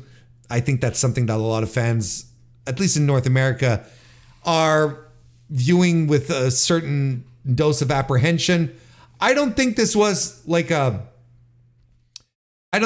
a home run by old Tana here.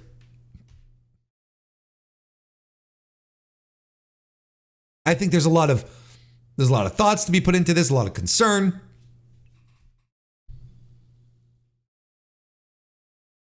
But yeah, look, I agree with chat. I think the best decision that was taken here was the titles. You know what? If I were Tanahashi, I'd like, we're retiring 6 of our 13 titles. Just take them off the board. It happens all the time in promotions. Well, it used to. At some point you're like, nah, this isn't working. The global title. I don't know, man. Who cares about the global title? You know what the global title feels like right now? It feels like the US title when they introduced it. You remember that? And I'm going to tell who had it at first, like Kenny Omega, Jay White. But it was such a weird ass, weirdly booked title that everyone was like, oh, what the fuck is this? Then it fell into Juice Robinson's hands and it basically never left. It was Juice's belt. Just fine, don't get me wrong. But this is kind of how the situation feels, where you have, the global title, and it's like, who cares?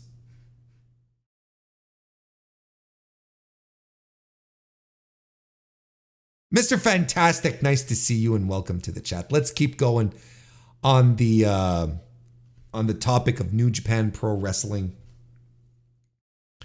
And we are going to talk about Best of Super Juniors. Best of Super Juniors 31, which the tournament, or at least the knockout stages have all come to a close. just 2 days ago? Yes, 2 days ago. Best of Super Juniors 31. Look, let's get right to it. I'm not going to dive deep and review everything as we're going along, like really tear everything apart. And I haven't been, at least last week, didn't give any coverage to it because I came to grips with the fact that the Best of Super Juniors tournament this year was very bland. And it's not surprising because that's how New Japan feels in 2024. Just bland, just stuff happening. The exciting stuff always seems to have a lid put on top of it. It hasn't been exciting. Not that 2023 was this blowaway thing, but Best of Super Juniors 30 last year was a very good tournament. I had some tremendous semifinals and a great final match on top of that. I had a blast. This year, I thought this was a white bread tournament. I thought it was bland. It didn't have like the jelly or the Nutella or the crunchy peanut butter or the hell y'all put on toast when you're not allergic to peanuts. I thought it was, to a degree, even predictable. Do I dare say it? Like I remember when we talked about when we previewed it, I told you, look, El Desperado and Hiromu are basically juggling each other back and forth out of the main events. They're always like in the top two matches. So Hiromu didn't end up, in the semis, but Despi did. We saw the same old patterns that we've been seeing in a lot of New Japan tournaments recently, right? And specifically the pattern, the one that is, I don't want to say egregious, but the most palpable. The guy who loses at first, loses all his matches, then mounts his comeback, right? That's the one that was TJP this year. There's always one guy that does that. At first, losing matches, things aren't going his way. Then all of a sudden, the big comeback.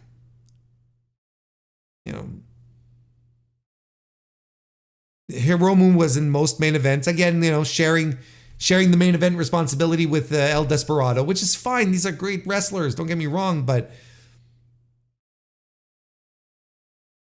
he got knocked out. He being Hiromu. Stayed all the way. So there was some distance there. That's something. Continuing a pattern from last year. Look, he won the fucking tournament 4 years in a row. What do you want from me? I want a little freshness. Okay, thank you. That's kind of what I was looking for. And I thought last year the setup for the finals was compelling. I thought it was great. We had Wato. We had Titan. That was tremendous. What a great finals, But this year, they specifically said it, the finals of Best of Super Juniors 31 is going to be the main event of Dominion. So, sorry to say, you're not putting Master Wato in the main event. As much as I like him, you're not putting Titan up in the main event. So a lot of people were expecting Hiromu to be there, and he's not. But we're getting Taiji Shimori, who ended up winning his semifinal match against TJP, and El Desperado, who won against Doki. And by the way, 2 fantastic semifinal matches. I don't want to give you the impression that I was bummed out by this tournament. There are some bright spots littered throughout. Most of them are comprised by El Desperado and Hiromu when he's into it. And then towards the end, you have Clark Connors, who's like suddenly having a moment. And then you had Kushida having some tremendous moments. You know, but I'm getting ahead of myself. Talking about the main events and what we're going to here. Whereas last year, your finals maybe had you going, wow, okay, this is good, this is fun, this is different. This year you're like, well, it's El Desperado and Taiji Ishimori. It's like two well-known, well-established names in the game. Maybe, is this what we want? Is this what we were sitting around with bated breath, waiting for this tournament to go, you know, to end, you know? Is it I don't know. The thing with Ishimori is that he is absolutely a guy who will work when work is needed. If he can take it easy and sit back and chill, he's absolutely going to do it. You know, have a bit of a night off, he'll take it. But when he gets into the big spots, well, like his match with TJP, that fucking ruled. That was a really good match. Great match.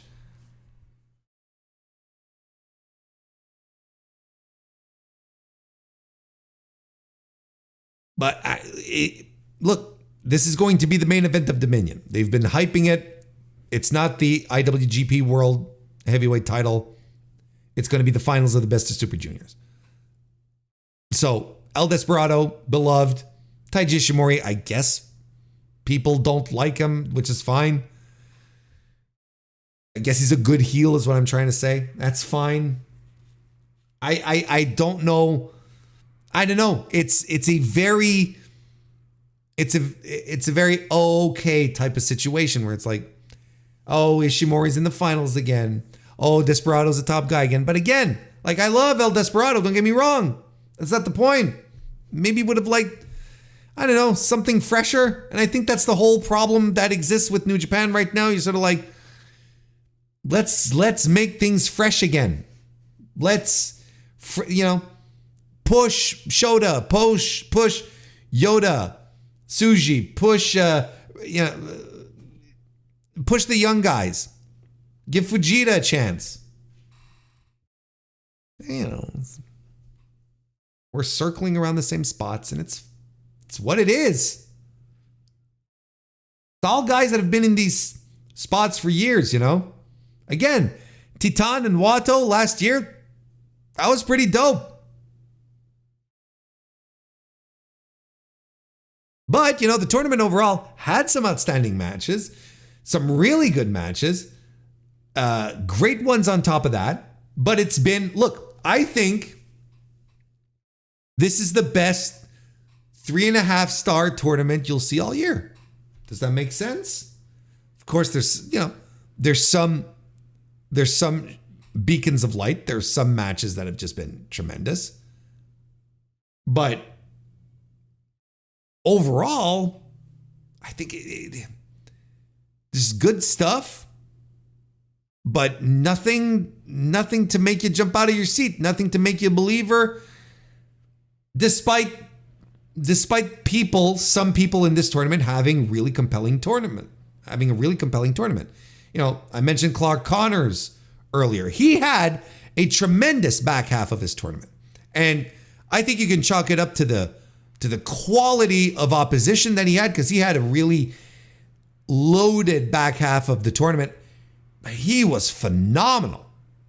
I thought, a couple of revelations, couple of moments here where I was like, am I turning into a big Clark Connors fan here? I thought he had some exquisite matches.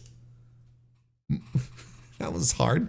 He had some exquisite matches in the latter part of his tournament. You know, Drilla Maloney rules. I think this is clear. I think if there's one guy whose presence made him stick out from the rest of the crowd here, is Drilla Maloney. I think he came out with the bun and just looking like a fucking star. And I said it on the first time I reviewed, on one of my first reviews of Best of Super Juniors. I was like, this guy rules. He looks like $1,000,000,000. Performance-wise, in the ring, so-and-so. Kind of disappointed that they blew off the Drilla, the Drilla Killer, whatever. What's his finisher's name? I think that's what it is, right? The drill bit. I think it's the Drilla Killer. His finisher, which had been set up all tournament as being this conquering, unbreakable finisher. Where, you get hit with it, you're dead. There's no kicking out of it. There's no cutesiness on the bottom rope. Like, there's none of that. You get hit with the Drilla Killer, Manila Gorilla finisher, and you're dead. Whereas, then, Hiromu kicks out of it in his match. And I'm like, come on.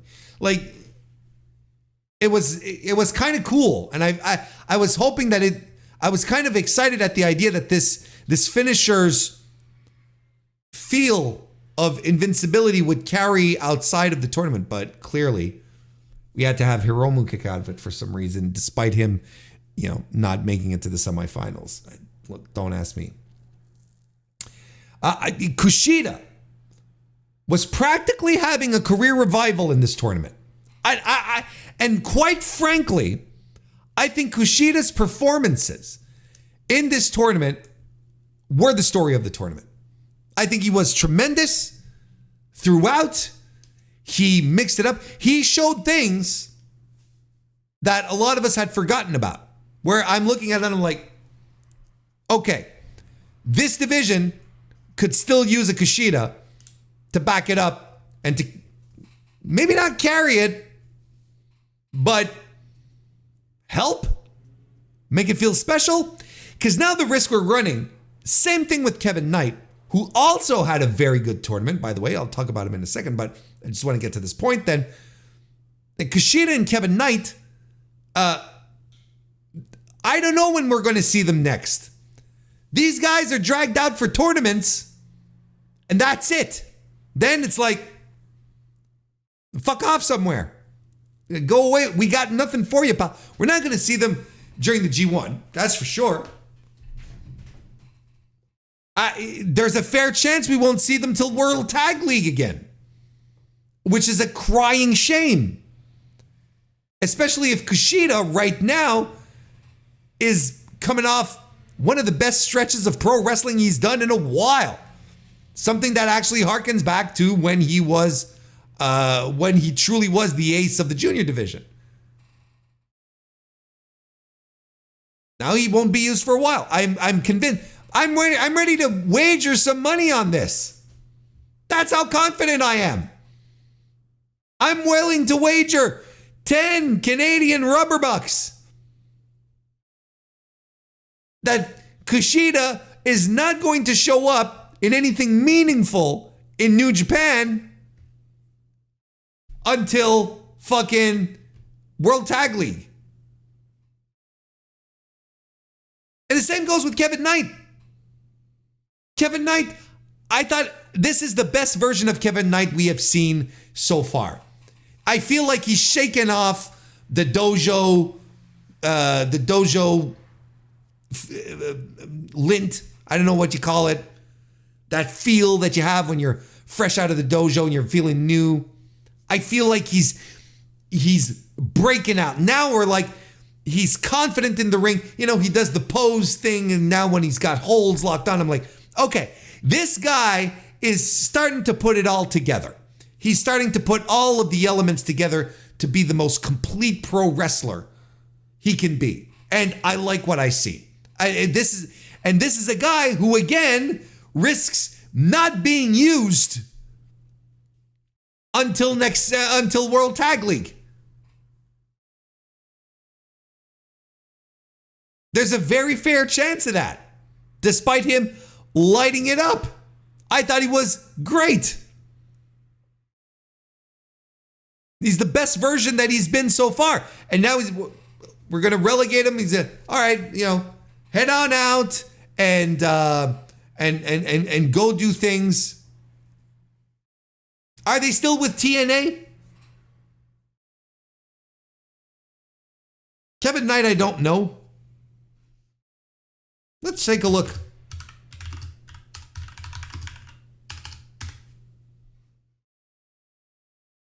He is signed to TNA.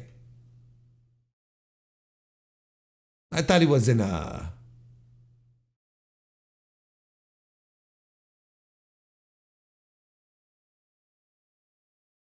Well, I mean, they say he's signed with TNA.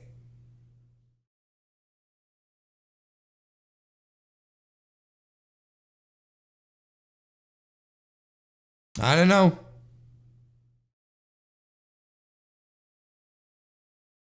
I don't know if he's signed. Because look, when was his last match there?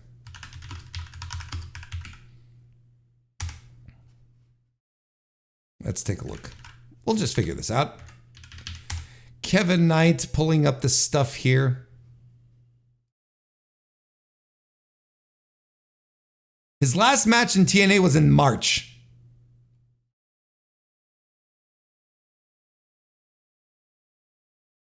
I don't know. I don't know. Like, Knight worked. He worked about 16. He worked 16 shows for TNA last year. From January in 2023, I'm talking about from January to to September, right? And then TNA this year,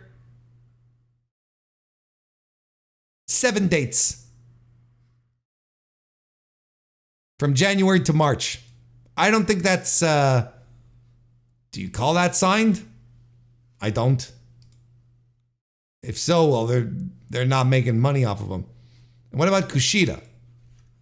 Because don't forget, here's the thing too, that we can't forget with Kushida. And I don't know how much this weighs in, but, Kushida is very close with Scott D'Amore. I think there was no real surprise that he showed back up in TNA after his WWE debacle came apart. And he showed up in TNA because Scott, Scott will always have his back and whatnot. And see, Kushida was working right up to May.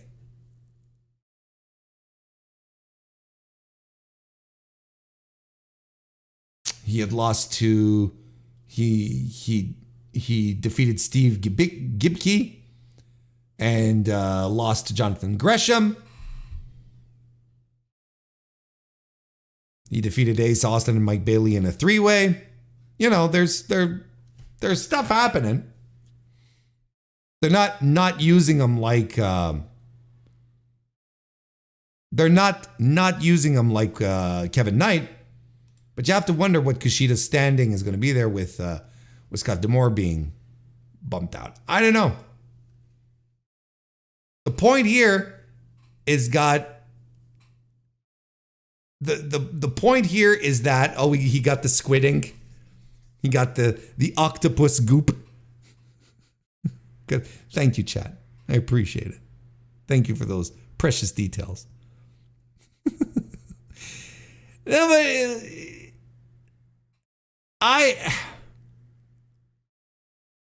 the point being is that I think, despite Kushida doing all this, working with TNA and whatnot, and, jumping over to New Japan from time to time, I don't think Kushida has been this interesting, has had this interesting a setup, series of matches in New Japan as he did in this tournament. I think that's the point I'm trying to make.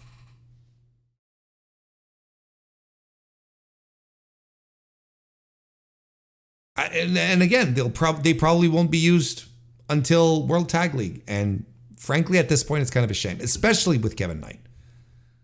LA Dojo trained and whatnot. His match with Clark Connors was a blast. I don't know. I guess. Oh, and El Desperado rules. Like, that's a given. But El Desperado really does rule. Like, as far as an in-ring storyteller goes in the juniors, I think he's unparalleled. I don't think anyone's is able to drive a match as well as he does. He's tremendous. Everyone always says, oh, Hiromu's going to be a heavyweight. What about El Desperado? Like, El Desperado hangs around heavyweights. He does his death matches. He's doing his Despe Invitational, who I don't think anyone has been announced for yet, right?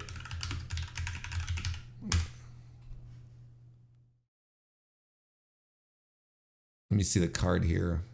Okay, no, there's nothing. Nothing's been announced. Not on Cage Match, anyway.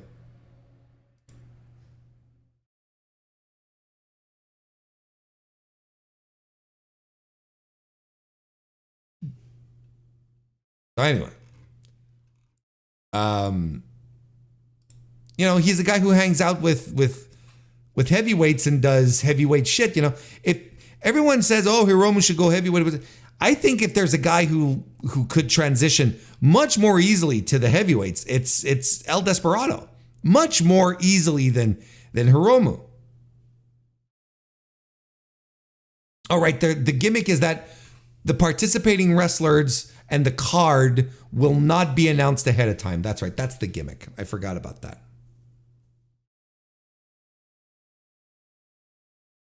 I forgot about that. That's the gimmick of the show, is that if you want, it'll be chock full of surprises. Oh my God, I can't believe Taka Michinoku is part of the Despe Invitational.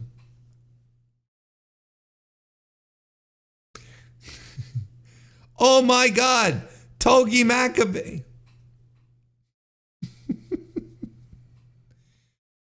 What is Hayata doing in the Despe Invitational Zone?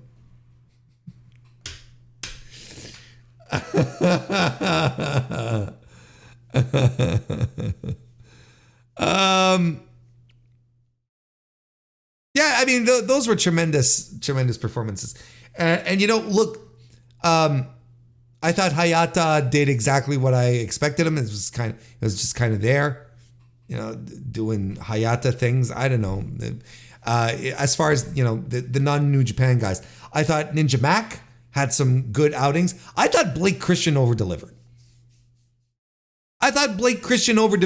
Over-delivered on what I was expecting from him. And boy, oh boy, in his couple of first matches, that kid was nervous. He was botchy and slipping and doing bullshit. And then he stopped focusing on trying to be a heel for the audience, right? Asking them to boo him, which fucking annoyed me. I'm on tape saying that. And then he just decided to goddamn wrestle. Turned out to have a nice little decent tournament. Dragon Dia was a disappointment. Like I said when this was announced, right? Like, this kid's coming in. I am not familiar with his work. A lot of the people in my haunts were putting him over. It's like, oh shit, Dragon Dia, that's a great replacement for who the fuck got injured? Show, right? Was he Show's replacement? He was Show's replacement, or no wait, Kushida was Show's replacement, and Dragon Dia was Taguchi's replacement, right? Or something like that. It doesn't matter. He replaced a busted up dude.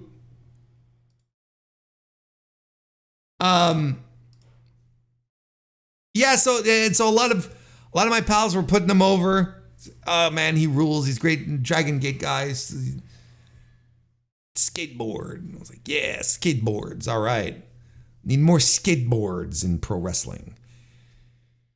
You can only have one skateboarder per promotion. You have Darby Allin, you have Cora Jade, and you have Dragon Dia.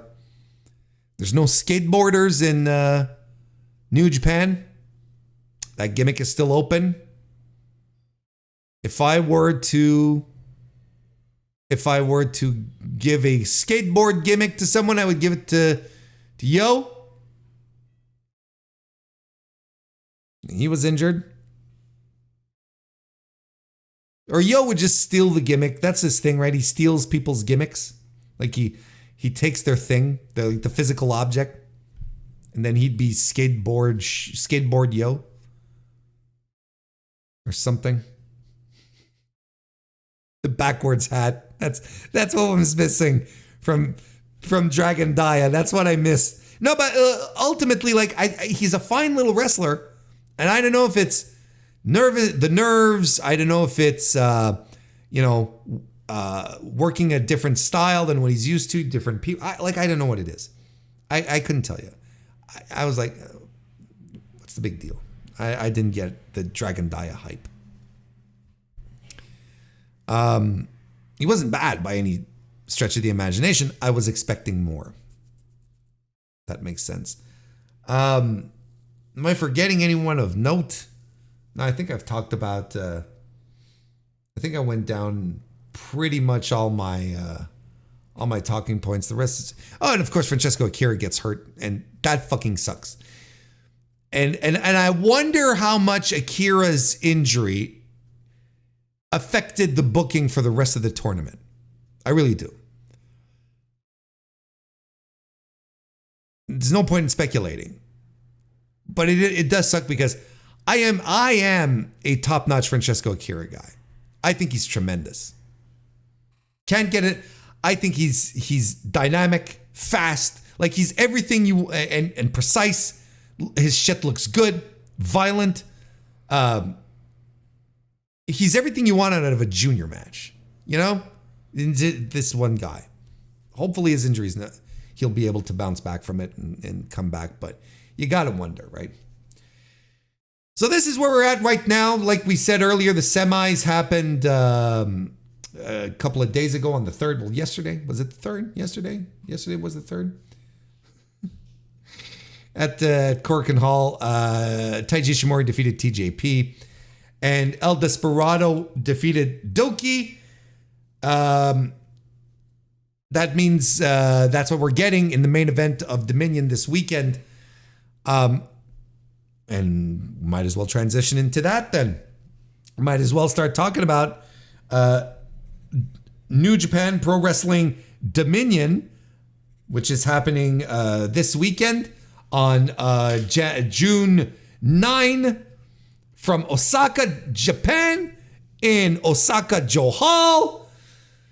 And as I mentioned, the main event of this show is going to be the best of Super Junior 31 finals. And it will entirely depend on whether or not Taiji Ishimori shows up or not. I'm not an Ishimori guy. I think he's a guy, he's really one of these guys who's going to work at the right moments and then mail in everything else. I think his style of slowing things down and being methodical is really just slowing things down. And I don't think it's compelling. You wouldn't want things to go too fast for poor Taiji. Make sure that he's able to follow all the speed of the junior division, right? Look, it's I'm not super excited about this, except for the only result that will make sense to me, and that is to give El Desperado a Best of Super Juniors win. That's the only thing that makes sense. That will make a moment fun, right? That will make something exciting.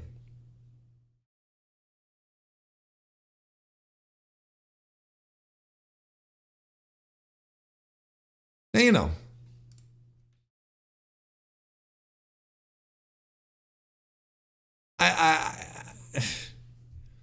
I'm hoping, look, there's no reason why these guys can't deliver at the top. It's just, I love El Desperado. I think he's tremendous. I think he's a perfect fit for the heavyweights. I would not be surprised if that's announced soon. Again, no insider information. I just feel like he hangs out with a crowd that could justify that. You know, people say, "Oh, Hiromu has to go. It has to go heavyweight." I don't think Hiromu ever is going to go heavyweight. I think it'd be done at this point. I don't think he's doing it unless he gets busted up even worse. Like they wouldn't do it for Kushida. They wouldn't let him go heavyweight. And I'm pretty sure that within the company they still see Hiromu as the ace of the division. So until they're confident that they're ready that they're capable of moving on with someone else, I don't think it's happening.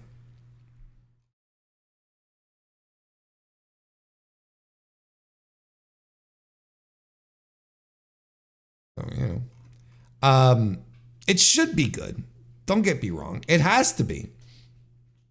These are two extremely talented pro wrestlers.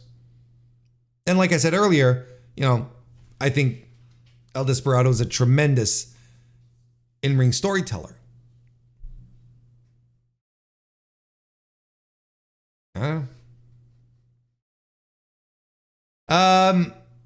Otherwise, on the card, they're calling this a double main event, by the way. You gotta love that. You gotta love that fucking cop-out. Let's call your last match the main event. Anyway. IWGP World Heavyweight Championship. Jon Moxley will defend against Evil in a lumberjack match. I hate lumberjack matches. I think they are the most overrated stipulation where you think people go, you feel like people go, oh wow, but no one does. No one actually, who capes for lumberjack matches? Legitimately. If there's one thing, look, I'm trying to say too many things at once. I've said multiple times on this podcast, ladder matches, I'm done with them. Let's have a nice extended break from ladder matches. I think they're done. I've enjoyed ladder matches in the past. I think but there's a level of saturation where I'm like, even a ladder match, I'm like, let's bring it back one day. Lumberjack matches, they're schmozzes. It's nonsense. It's junk. Where are the great all-time lumberjack matches? There are not. Because there's none. Because they don't exist. They're not there. It's stupid. Focus gets distracted from what's going on in the ring. I hate this so much.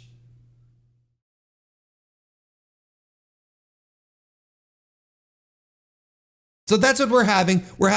We're giving the opportunity to have all the House of Torture interference that we can imagine, that we can possibly scrounge up in our tiny meat brains. Hey, let's go. Wacky. I fucking hate it. I'm coming into this match ready to hate it. I'm ready to not like this match at all.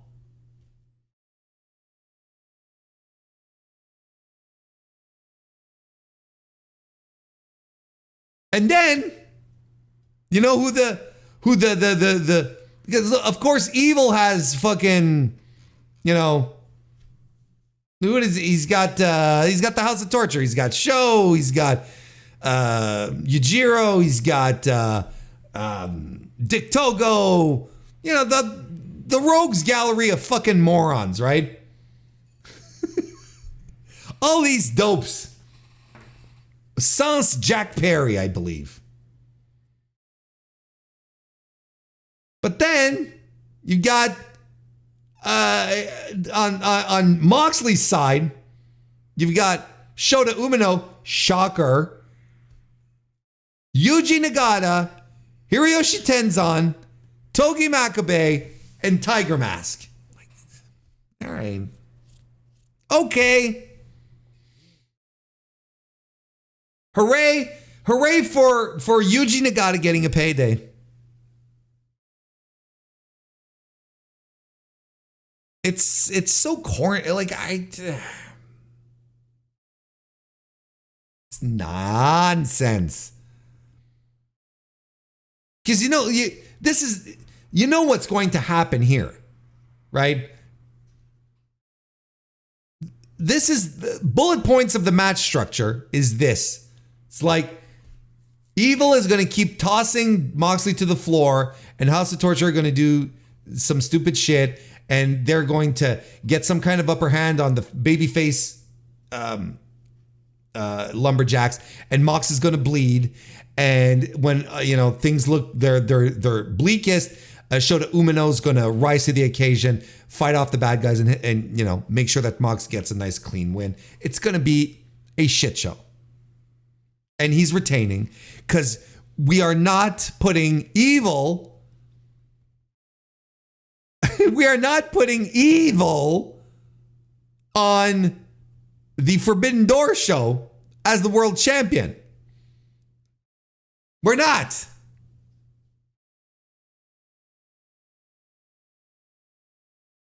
See, and chat makes a very good point.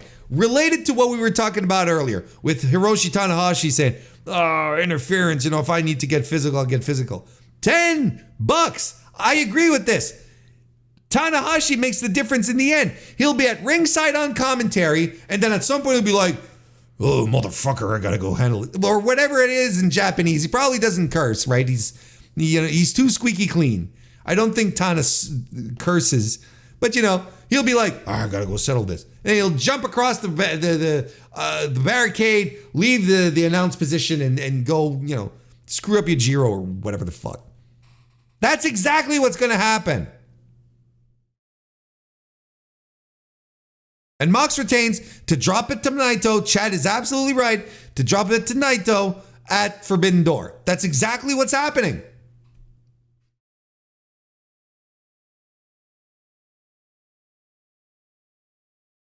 Lumberjack deathmatch. Jesus Christ. Look, here's the thing. I am ready to hate it, but if they make me love it, I will be the first guy right here next week to tell y'all, by God, they pulled it off, folks. I've given this match 4 3/4 stars. I've given this match 5 stars. Maybe. What else is on this card? See, this is a match that I can get into. Shingo versus Hinare for the never open weight title. Of course. Of course. The last time these two fought each other, they were busting each other's eardrums. The fuck yeah, let's do this. What are you, nuts? Why are you not into this? And I'm willing to bet 10 Canadian rubber bucks that Shingo Takagi, look, let's flip this around. I'm betting a lot of rubber bucks tonight, but nonetheless. If Shingo Takagi drops the title to Hinare, Shingo's going to have a great G1 run. Like, he's going to have high points. He's going to score high. He's going to be a threat in the G1. Because he always has great G1s because he's Shingo Takagi and he's one of the best wrestlers in the world, right? But if he loses the Never title, I think he's a shoo-in for, at the very least, being a block finalist. At the very fucking least. And if he wins, well, okay, then he'll have a great G1, but it'll be, he'll lose right and left, and it doesn't matter. But in this self-contained little universe that's going to be Dominion this Saturday, Shingo Takagi versus Hinari is the match I'm most looking for because I'm a sick man. I am a sick man. I want to see guys, make sure who are supposed to be pretend fighting, not pretend fight with each other. That's the kind of twisted, demented man I am. I want the layers of this. This is going to be tremendous. Folks, friends, chums, buddies.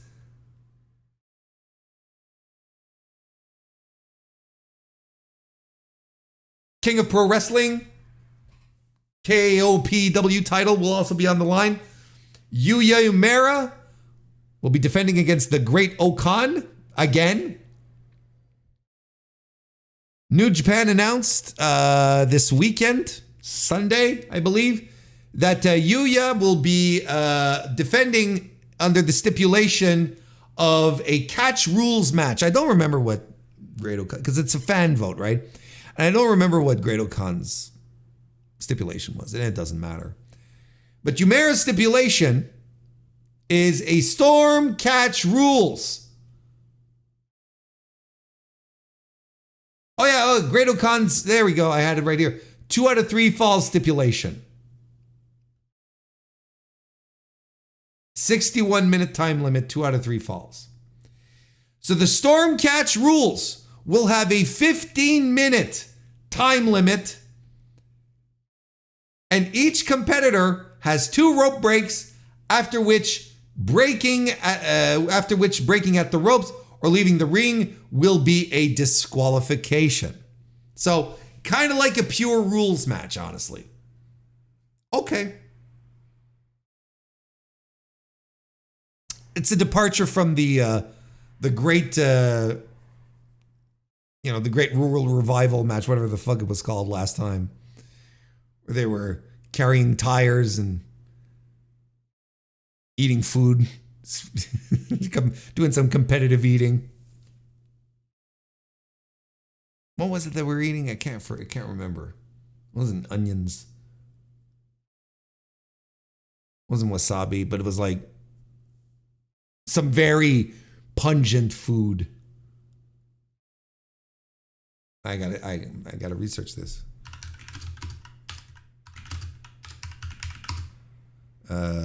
It was a rural revival match, right? Something like that. The rural revitalization. I don't think that's the one. No. That was his match with Tongaloa.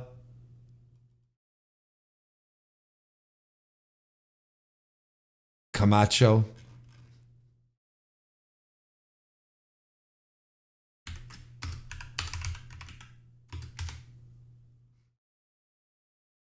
No, I can't.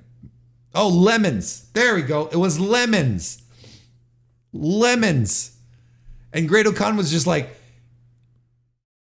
scarfing him down. It was tremendous.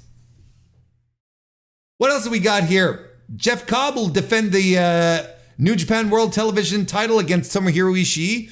You're just, if you're not into this match, you're just a complete fucking miserable piece of shit human being. I said it.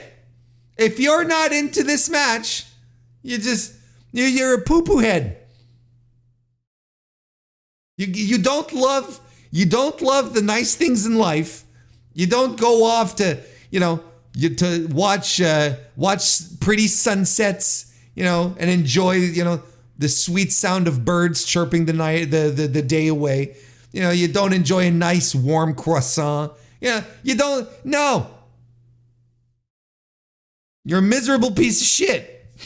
You're not. At some point I gotta lay the law. I gotta lay it down. At some point I gotta. And I just did. Eat it.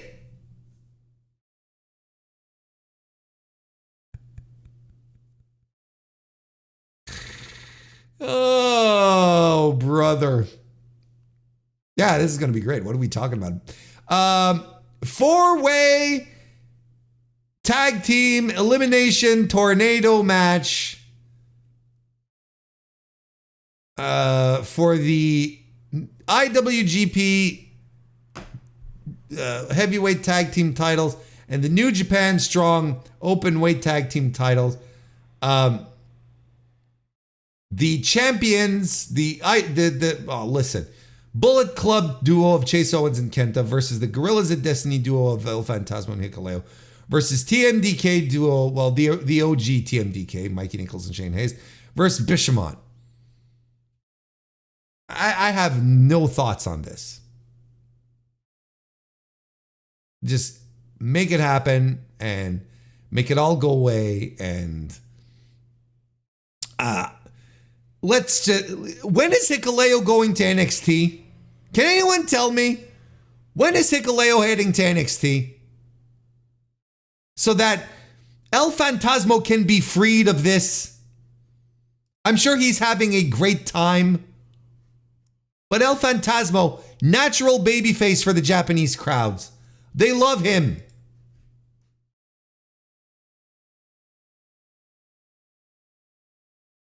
Just stop.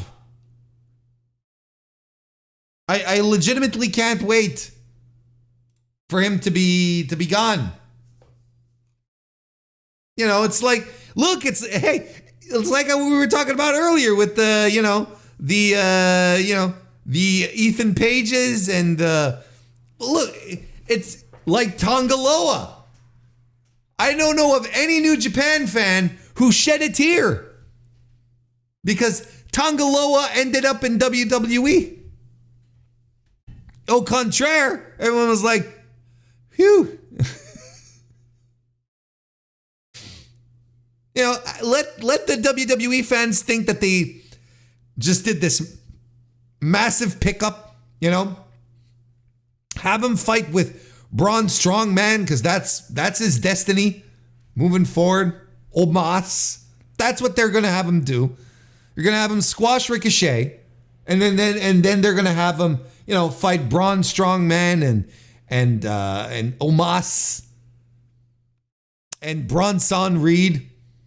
Bronson Reed, who'll be fighting him and saying, I was up higher on the card than this little bitch a few years ago. And there's another guy who likes to complain and he made his bed. There you go. You'll be having these epic rivalries with Hikuleo, Bronson.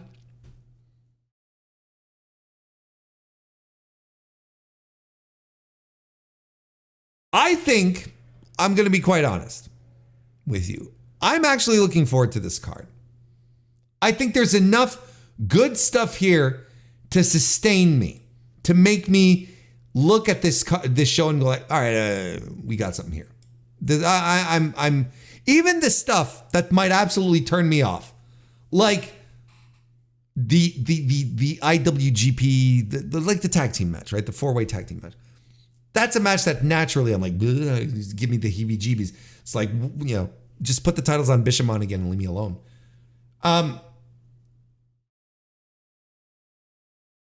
That even has potential to be a surprising good time. You know, Cobb versus Ishii, that's going to rule. Umera versus Great Khan, the guys have chemistry. It might not be the greatest match of the evening, but I think it'll be, I think there's something here in a pure rules environment. Should be fun. Shingo versus Sonari, probably going to be match of the night. The best of the Super Juniors, despite my reservations and, my natural dislike of Taiji Ishimori, I think there's something there. But I don't know, man.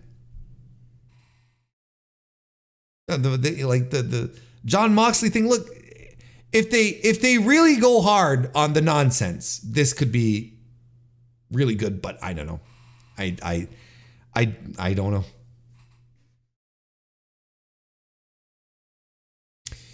I don't know, man. Are those all the matches? That's what. Is that all we have that's been announced? Let's, because I put these notes together yesterday. Just want to make sure. New Japan Dominion.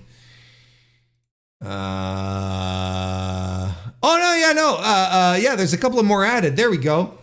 Tetsuya Naito versus Callum Newman. Hell yeah, let's go. And you know what this means to me? Look, I'm excited to see what Newman will be able to do with Naito, and if Naito will be interested in doing something too. That goes both ways. But you know what this means? Naito's on the card, in an undercard match. He is absolutely showing up to challenge Moxley after the match with Evil. Absolutely. 100%. You can take that to the bank.